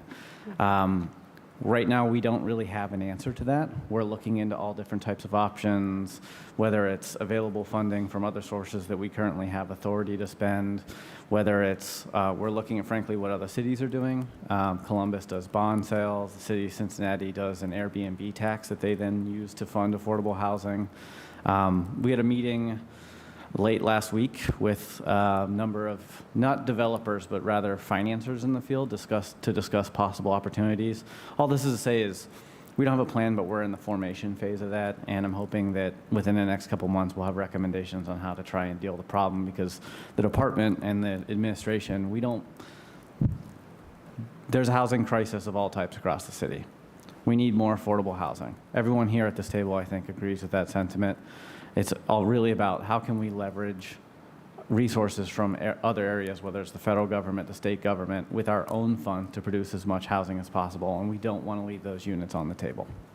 And this is why, initiatives like the Cleveland Housing Investment Fund were really critical. What we're trying to do is to help grow the pie and push the private sector as much as possible to invest in our communities in whatever way is possible. And so that is kind of the reality. I think getting additional dollars through ARPA to work on housing development really gave us some clear data points on what the need was if we had funding available that was not restricted to what we get from HUD annually. Thank you. No, that's a helpful start to this ongoing conversation. Thank you. Thank you, Mr. Chair. Thank you. Councilman Hars and Councilman Stockton. Thank you, Mr. Chair. I kind of want to go back to community engagement. So you're Ms. Miller-Tate, correct? That is correct. Okay. And Brett Parsons, through the chair, reports to you? That is correct. So through the chair to Bureau Chief Miller-Tate. It's a mouthful, don't worry about it. What are the performance metrics currently being used for the community engagement specialists? Thank you to the councilman through the chair. That is an interesting question that we are currently sort of reevaluating. So every year they get a new contract that outlines reporting requirements, goals, that kind of thing. They do have a certain number of accomplishments, a number of inspections, number of referrals that they are reporting back to us. This was the first year that Ms. Parsons reviewed the contract at the time. It was the first time she had done it. I had just started. It did not seem like a timely moment to try and completely turn this contract upside down. Our goal for this year, however, the coming contract that will start in May of 2025, is that we are sort of rebuilding an evaluation framework. It's unclear to me, new in this role relatively, beyond just counting inspections and counting referrals, what the substantive impact that these folks are making is. I don't mean that to imply that they're not making a substantive impact. I just don't see how we're assessing it. So our goal for this next contract year is to really go a little bit more in depth in terms of what kind of outcomes we're expecting and how we're measuring those. Okay. I appreciate that. That's a fair answer, and I appreciate that. Mr. Chair, I'm asking because, we are all trying to figure out how to reduce lead poisoning in the city of Cleveland, and as we know, it's not going down fast enough to any of our liking. We also know that we've put an enormous amount of money and a lot of effort into this conclusion that we're not achieving. And I have been sort of quietly advocating, I'm going to be very vocal in advocating, that we end the community engagement program and community development and offer all those people positions in building and housing. I did the community engagement specialist at Metro West. I was that person, and I did it fairly well. Code enforcement of our existing laws is the path to get into people's homes, to fix them, to clean them, to make sure that we are reducing the number of children being poisoned. But there is a shortage of people in building and housing to do that work, and we have a good group of people that are fairly educated on the subject that could be turned into the types of inspectors we need to actually go door to door, and they kind of have the canvas part down, they kind of understand the programs, they kind of understand the environment they're working in, but they're not, I think, Mr. Chair, being as effective as they could be in reducing lead poisoning. And I understand that when the previously named program was created, it wasn't necessarily aimed directly at lead, but I think now is the time for us to reposition it to directly deal with the lead hazard. And I think that those folks, and by the way, I'm sorry, through the chair, how many people are we talking about here? In the CDCs, it's, I think, currently 14. 14, and there's supposed to be 15, I think, Yeah. so we're Yeah. down, okay. I think those 14 people would be really easily transferred to building and housing and able to take on the work of canvassing our neighborhoods, finding people with lead hazards, getting to them, getting them to accept the resources that are available to them if they had the stick of, I can also cite you for violations, which these folks cannot do because they're not inspectors, as the director said, and they're also, I don't think, licensed to do that work. I don't think that they're licensed, so they can't. But if we got them licensed up and gave them the stick and the carrot, and they could go door to door and tell people, here's the carrot, here's the stick, which should we use? And start having these brutal confrontational conversations that need to happen if we're going to fix houses. Like, we seem to understand this, but we don't seem to be implementing the solutions. We have to talk directly to people who have lead hazards in their homes and convince them through carrot or stick to let us in to clean and fix their houses. And if we don't do that, we're not going to see lead poisoning go down in Cleveland, period. And I am as foremost an expert as can exist on this subject. I am a lead risk assessor. I've been in this field for 15 years. If we do not get inside doors and fix and clean houses, we are not going to end or reduce lead poisoning, period. And we've got these folks who are good, community-minded people that like to work in the neighborhood that are out there, and they're not being as effective as they could be. And we need to make them as effective as they could be. And I have been quietly saying this for a couple of years, and I'm going to say this very vocally until we get this changed, because we cannot wait another couple of years to find out that we're still not reducing lead poisoning. We have put too much money and too much time into this effort. And it's not, I told somebody the other day, lead poisoning is not an unknown science. There's not more to learn. We know everything there is to know. It's done, it's shut. We know every single thing there is to know about lead, where it comes from, how it hurts kids, what it does to the brain. We know about the synapses. We know about developmental stages. We know all this. We know about the film that forms around your brain at 7. There's no more mystery. It's simply a matter of reducing the risk inside the house and cleaning homes and getting them up to acceptable living standards. And I think that we're staring at an opportunity. And I think that, we just kind of get entrenched, Mr. Chairman. We kind of get entrenched in our way of doing things, and we don't want to let these folks move from here to there so that they can become more effective. But we have a shortage of housing inspectors. We have a shortage of people with the stick of violation notices that can go out there and rattle some cages and get people moving. And I think that this is our available workforce. And I don't think if we can't demonstrate how they're actively reducing lead poisoning, I don't think that we're utilizing this workforce the best way possible. And I think it is our job to fix this right now. And I don't understand why we're still waiting. And I don't want us to wait anymore. It's enough, right? We're taking bad press on this, and we're staring at the solution. We know what the solution is. We just need to do that. So, Mr. Chair, I'm going to encourage this body to reject a budget that keeps the community engagement specialists employed in the community development department. I'm going to encourage this body to move those people to building and housing where we can train them, to give them the stick of violation notices and get them trained up, to actually start doing the systematic door-to-door canvassing of the city of Cleveland that needs to take place in order to prevent children from being lead poisoned. And I don't see any other group of people that we can activate in this sphere. They're not in building and housing because they're not getting it done, right? And the current structure is not getting it done. So let's do what we know works. And that's not a question, I suppose. That's not a question, Mr. Chairman. That's a statement. But we have to, we all, I mean, me, everybody, we need to do better on this, right? And we know this. We know this. This is not, I'm not breaking news for anybody. This is something we all understand. So I would encourage us to have this conversation maybe offline about how we do that, because I just don't see any reason for us to continue beating around this bush. I do have a few other questions. And I'm sorry, if anybody wants to respond or react, I shouldn't. I will briefly. I I'll won't briefly respond. filibuster on the point. No, I will briefly respond. And thank you for your perspective and your passion and your expertise on this issue.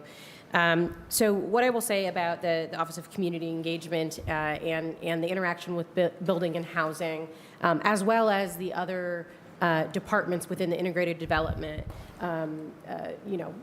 cluster, is that is why we added an additional layer of folks. We thought that it was important to continue to have that engagement where it was working and where it wasn't, to make it, right? To make that collaboration work. So that is exactly some of the reason why we brought in a new layer of folks. And I think that leads to a really good point, which is our issues with lead are really our issues with home repair and our issues with housing. Yeah. When we are able to put online new units, renovated units, then we are providing more safe housing to children, reducing the risks of lead. And so that is why you hear things like the implementation vendor, why you hear new systems in place. One thing that we haven't talked about but has been critically important, and I know if Councilman Jones was here, he'd ask how many contractors do we have? And I would answer, we've got at least quadruple than we did the last time that you asked. And so all of these things are working together, and I would just posit that we are talking about and conversations, not or conversations. As much as we need carrot, we do need stick.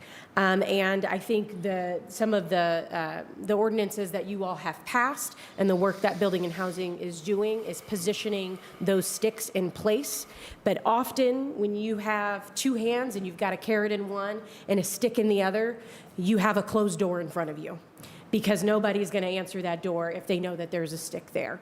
And so what we are doing is really enhancing how appetizing that carrot looks like, making sure that we are bringing in the right people that are going to be community-minded, to get in those homes, whether or not that stick is there. We are offering that carrot, and we're making that carrot as efficient as possible, which we're doing through home repair. So what I hope you see is that all of these programs are working together. Additionally, I would ask quickly if Assistant Director Tony Scott will talk about some of the collaboration and additional engagement specialists that we are placing within the Department of Health. To the chair, and just briefly, Councilman Harsh, you know I've known you for quite some time, so I know when you were in that position, I know about your passion for the community.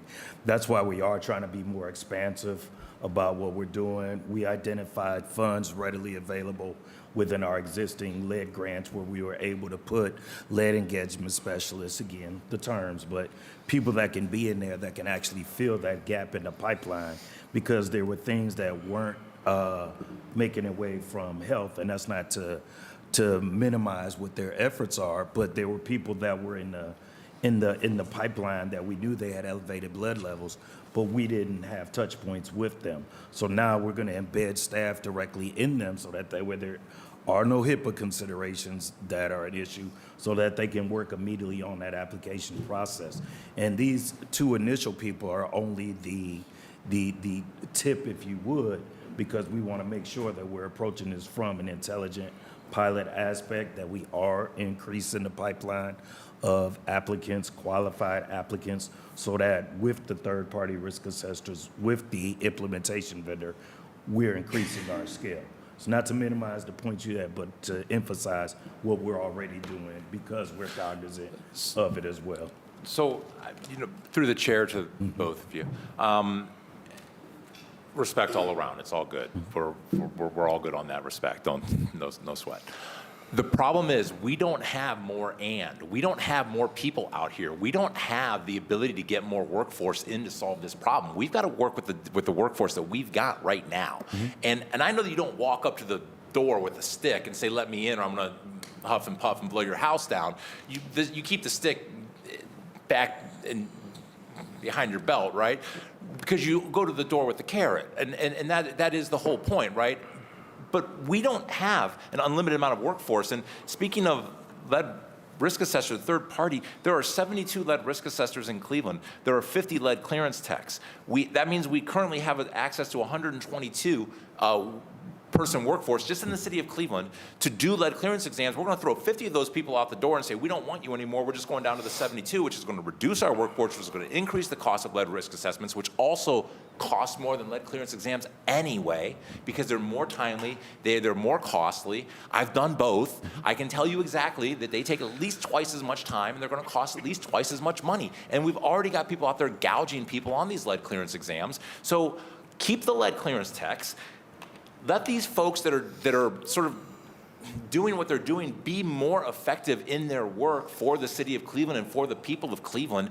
Give them the stick in case they need it. Send them out there with carrots. But there is no extra workforce hanging out in the woods that we can just pull in and have them, lace up and go walk tomorrow, right? We have a heck of a time hiring people, and that's why I'm asking those departments that are hiring people what their success stories are. But we all know that we have a shortage of labor in the city to do this type of work. And to me, it's not a matter of and/or, it's a matter of give people the most equipment that we can possibly give them when we know that we have limited numbers of people out there available. Give them the sticks so that they can go out there with the carrots, and if the carrots don't work, then they can pull out the stick. I cannot get over why we wouldn't be as effective as we humanly can. And I just don't see that with a group of people that are already in the neighborhood, already out there, already good, community-minded people willing to go out there and do the hard work of getting into the neighborhoods and not equipping them with everything we can to be effective in their task. We are trying to save the future generations. I don't want to get into all the tear-jerking stuff. This is for children, right? And we need to double down on this. But I'm glad you bring up the third party because there's just not enough of them, and we'll get into that. That's a different day. I'm going to change my questions. I'm going to talk to my colleagues about this. I'm sorry, I'm not going to drop this. This is something I'm going to push really hard for. To the chair, to the councilman. Only thing I would urge is as you're having these conversations, I'd be remiss if I didn't point out that at the beginning of the year, we had 3 inspectors that were credentialed and qualified that we'd extended offers to, and all of which turned them down after the newest version of the union contract was ratified. And that's not with any disrespect to the union or to anybody involved in negotiations. Yeah. But the rate of pay that was available to people that coming in with the credentials that they had, understanding that they could pursue further credentialing in the course of their employment, was not attractive to those people. Sure, and I know that Director Martin O'Toole over there has worked with the union to come up with different new onboarding levels of credential, and I understand that that's an issue, but this is another example of how hard it is to find people, and we need to give them the tools that are available to them, and maybe we license them up and we have building inspectors located outside of building department. I don't know, but they need to have all the tools available to them. Through the chair to the director, who is running the land bank? Is that A.D. Wackers? Is that completely yours job now? Or is there a person that's also doing it? Through the chair, Councilman, there are people. So I oversee the half of the department the land bank is located in. Trudy Andrzejewski is the bureau chief over the land bank, and then we have currently... Through neighborhood revitalization? Through the chair? Yeah. Neighborhood revitalization includes the land bank? Correct. And that's her shop? That is Okay. correct. So she oversees that. And then with the land bank itself, we have an administrator by the name of Lindale Hinton, which I'm sure all of you are hopefully familiar with. She's very proactive. So those are the three key people, I guess, including myself, Okay. who oversee land bank. Okay, great. And through the chair, to the lady down here, I apologize. I know you're not Joy, I know you're not Trudy, but I think this is Danette and Aaron and Veronica and Danette. So you are? I'm Veronica. You're Veronica. McGraw, yes. See, you guys had everything, okay. You're Veronica. To Ms. McGraw, it sounds like you said that the ARPA money, the 26 million, is all, the contracts are all, the ink is dry through the chair? Yes, 7 of our ARPA programs are currently active contracts. Okay. Yes. And through the chair, is there any hard ARPA dollars in your shop? Or I'm sorry, this would be the whole community development, but is there any hard ARPA dollars in community development that still needs to be allocated or expended, I think, by the end of this year? Through the chair, no, I don't believe so, and our manager on that program is Gina Ventry, who can talk in more specifics. I don't know how in-depth we want to go, but we do have a good amount of data here with us, and that's why we brought our ARPA expert, if you will. Okay. Gina is over an office that I created, newly created, to help handle ARPA. Gina's got a team of about five folks that are working on this. And I will say that based on the information that council staff has pulled is that the lead saved $2.5 million is a hard ARPA allocation that has not received a contract yet. Is that correct? That, to the chair, that those dollars are not currently in my shop. That is elsewhere in CD. The dollars that are in my shop, that's the $13 million to the Lead Safe Coalition of Cleveland. That is fully contracted out. They've received 6.4, about 50% of their money, 6.4 million. They've spent 3 million, about 46% of it, leaving 3.5 million. So it's underway. So where's the 2.5? Whose department is that in? That's coming up 12/31. So other councilmen, that would rest with me, most likely. There's a handful of council contracts that do need to be contracted. It's the question, right? So clock's ticking, right? December 31st. How confident are we on a scale of 1 to 10 that everything's going to be fine? In other words, we don't lose any of that money. It all gets contracted out in time. We will not lose any of that money. Councilman. Thank you. My understanding with ARPA is that it's got to be spent by 26. 24 is allocated. 26 is spent. Okay. So I would imagine contracting out would be the spent category for 26. So through the chair, then to the director. So We can ready to go with the contracting.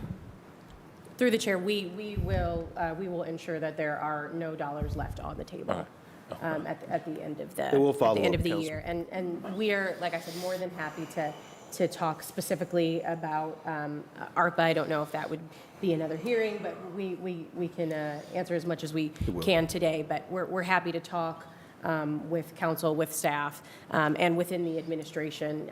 This was not just a CD process, but really an all of administration process.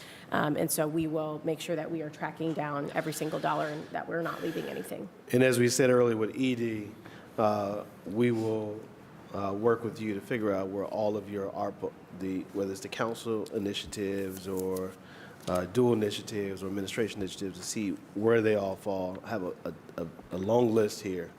A lot of council initiatives and some that were both administration and council led and administration led. ARPA projects that does not have a contract as of, what's today, the 22nd, as of today. Let's see, Hitchcock Allen Estates, Lead Safe, Housing Rehab, Catalytic Development, Cleveland Restoration Society, LISC, Karma, WRJ, and a list of other initiatives that does not have a contract. Habitat for Humanity, partially funded, still a balance left to be contracted. So we can go through those in more detail, later, but Gina we may be wanted able to to make answer sure. some of those. Well, and actually, we're actually cutting into another operational review time. Yeah. So I want us to, if we can kind of get right into our questions and answers so we can. Several of those that move out you of the way. mentioned are contracted. Are they? So I want to make sure that we are working with the most up-to-date list. Okay, so council staff will work with you all to get that. Councilman Harsh? I have one last question. Yes, sir. Through the chair. So it's about senior citizen resources. It's a senior service center in Old Brooklyn that serves, I don't know, about 43,000 people in Old Brooklyn and Brooklyn Center. They're the only senior service agency on the south side of the city. And it's been pulling teeth trying to get the money that we've been trying to allocate to them. And they were told they had to go into Neighborly like last month, knowing that Neighborly was ending. They had to go in and they had to reapply through Neighborly again. And so my question is, who is looking at the stuff that went into Neighborly, now that Neighborly's done, and is making sure that those are transferring over to the new portal and that contract is being respected? Through the chair to the Fulfilled. councilman, we are working on that process right now. As of, I think, the 18th, we shut down the Neighborly portal, and for the next month, we are working on that transition. Part of the offboarding with Neighborly is this kind of transition period right now where everything, we own all of the data, and so we are getting all of that, transitioning it to a new side, so there should not be anything that is left. Through the chair, should I follow up directly with you for this? Sure, Okay. sure. Me or Assistant Director Wackers can help bird dog it for you. Absolutely. That's all. Thank you, Chair. Is that it, Councilman? Yes. All right. I know Councilman Harsh has been trying to get a response and answer on that for quite some time. So we can make sure that we figured it out because those programs like that, are running on shoestring budgets, and they can't survive too long without, receiving reimbursement or support. All right, And Councilman. During COVID, they were delivering food to senior citizens. They stayed open when everybody shut down. They were delivering food, hope, and humanity to the neighborhood, and it breaks my heart that we can't get them the $45,000 they need to stay open. We need to get that to those folks ASAP. Councilman Starr is going to close us out.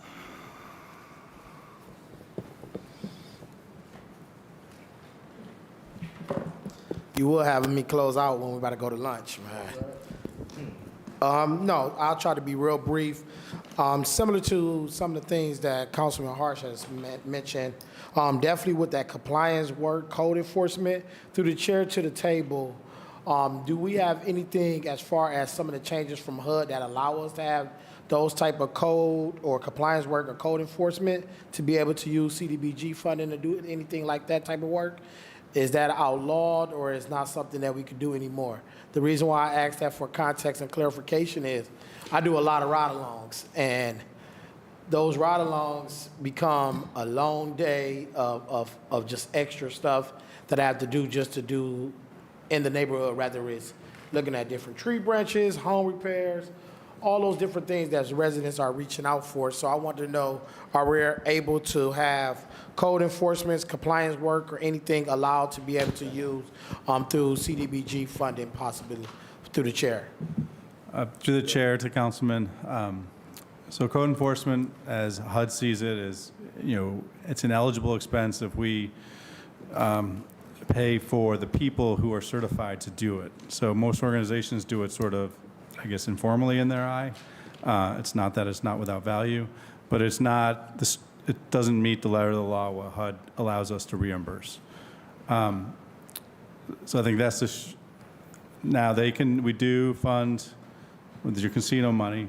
Many organizations do code enforcement under casino, and that's sort of been the workaround that we currently have. Okay, that's good. And then also I would ask something that I'm working with and just trying to get a clarification on is the Community Programming or Reinvestment Act and bank relationships. I know we have some different current initiatives, possibly through the chair to Assistant Director Scott. Could you possibly just give us a little bit more information on what that actually looked like, because I looked at that, the CHIF initiative, where it says the $100 million investment. I believe we're like around 40-something million dollars in that fund. What happens? Do we have to wait till that $100 million is raised before we start getting that type of funding out? Or what is our relationships with the banking systems as well as investing in our neighborhood, as opposed to just meeting their CRA quota with just hosting and sponsoring events? What are we doing to make them or hold them accountable as far as a plan to reinvest in our neighborhoods? To the chair. So I those are a couple separate questions, and it hits a few different areas. So you did talk about the Cleveland housing investment, and so that is one way that banks can participate in housing development.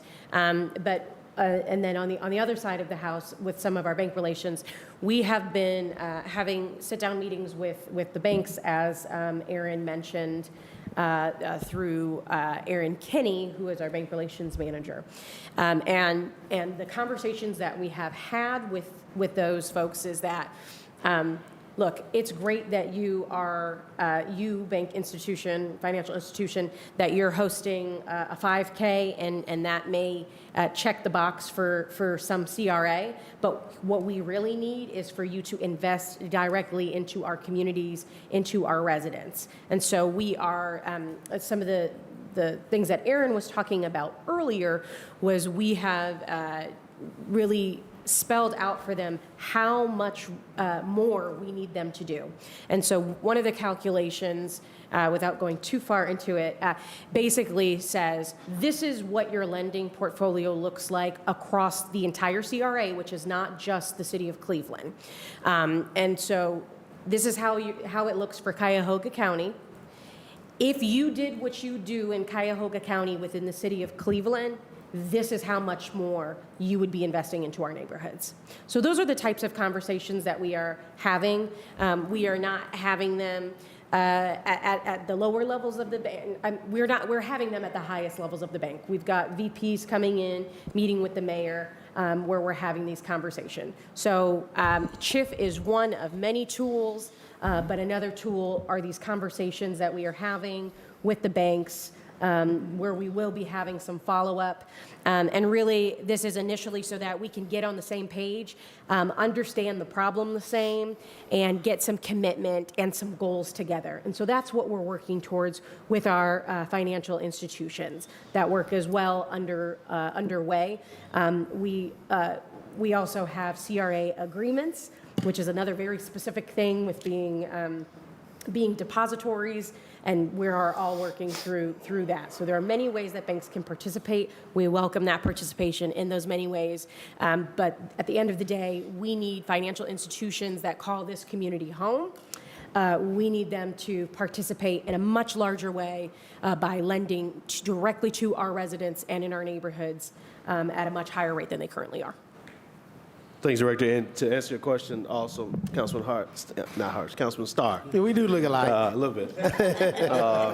So no, you do not. CHIF is not going to wait until the $100 million is realized. As the money comes in, they'll begin to lend the money out. All right. All right. And through that question from when the money comes in, one of my residents in Ward 5, they see all the news and they see all the media, they see the headlines, and the first thing they ask is, is any of this coming into Ward 5? What is the process to make sure Ward 5 is earmarked? Because a lot of stuff get planned, but we got East, like we just seen from the Department of Economics. They show the map, and it says Northeast, Southeast, East, near West, far West. There's nothing central. So the part that you call in Southeast or calling East, it does not oftentimes get to our neighborhoods. So when they see this $100 million investment and all these different plans, the first question they ask is, what are we doing to get this money into Ward 5, who has the largest population of vacant land according to Public Works? To the chair. Councilman, and I'm going to answer for them. Okay. Not really for them, but I'm going to answer. The money will be able to be used across the city of Cleveland. They will be focused primarily on opportunity and middle neighborhoods, which your neighborhood falls within that those two categories. There will be engagement with each council member to go out into the neighborhoods to engage those who can apply for these dollars, developers or your mom and pop property owner who wants and needs dollars to do some of this work. It will be an open process. Council will be members of the project review committee, along with the administration, to vet the projects that are submitted, the applications that are submitted, and to determine who will make it to the next step, which is underwriting, to ultimately receive funding for the project. And to your point, with our relationships with most of our community development corporation, do we have any plans to have additional dollars with them so they can be able to help organizations or people to complete the application? Because the CDCs oftentimes are stretched thin, and if we're going to put $100 million investment, how do we make sure we have things in place? Because sometimes just applying for something, you might not complete it all the way right or have any familiarities. So are there any ways to work with the CDCs? Mr. Bango, quickly, will there be technical assistance provided for those who need help with completing the application? To the chair, there will not. There will not be. There will not be, no, not through the fund. Not through the fund. Yes. But if they need help through the department or someone, are you all willing to support those who are completing the application for this fund? To the chair, I think this could be some CDBG eligible activities like 14H or 12 in a lot of circumstances. So it could count towards their goals in their contract with the department. The CDC's goals. Yes. And since that is not realized at the moment, that's a great idea, Councilman. That's a great thought. Let's talk through that. All right. And those are eligible within the current contracting. Gotcha, Councilman. Thank you. And I know I'm going to wrap up because obviously everyone knows that I'm a big stickler of figuring out what is our plans for CDBG. So I know we're putting some things in place, but I definitely want to look at CDBG usage because I somehow, some way, I'll be seeing a lot of different tips and different things going to different neighborhoods or different projects that are not, to me, based on my thoughts and what I've read, really are eligible expenses, but we're doing it in somehow, some way. They've fallen in within the guidelines, but I just want to see how we can really explore how do we making sure that CDBG funds get into the right neighborhoods, so we can talk about that equity as well as the way we're using it. So I know that's something we're going to have to talk about more offline because a lot of these subsidies, I'll be just confused on how we're doing all this downtown when it can be done more in different neighborhoods, not just in particular, but certain projects. It's just confusing to me. So I definitely would want to talk more offline because I have a lot of questions about that, but I yield, Chair. Thank you, Councilman. I told a fib that Councilman Starr was our last person to wrap us up. We have, I got you. One last question. Got you. Got two more folks who has one question each. Councilwoman Gray and Councilman Kelly's going to close us out. All right, thank you, Chair. One last question, and this goes to Assistant Director Wacker. You stated about the formal school sites that will, that are looking into developers coming in to purchase them. This is a big question with the residents in our urban community. We have these CMSD schools that has been abandoned for many years. And prior to this change, we had community developments working with the CDC, to implement the housing, housing stock in these schools. But now, since that shift to the city and the council, a lot of residents are just curious and also anxious is when will this process go in effect of the developers actually going to come out to look at these schools.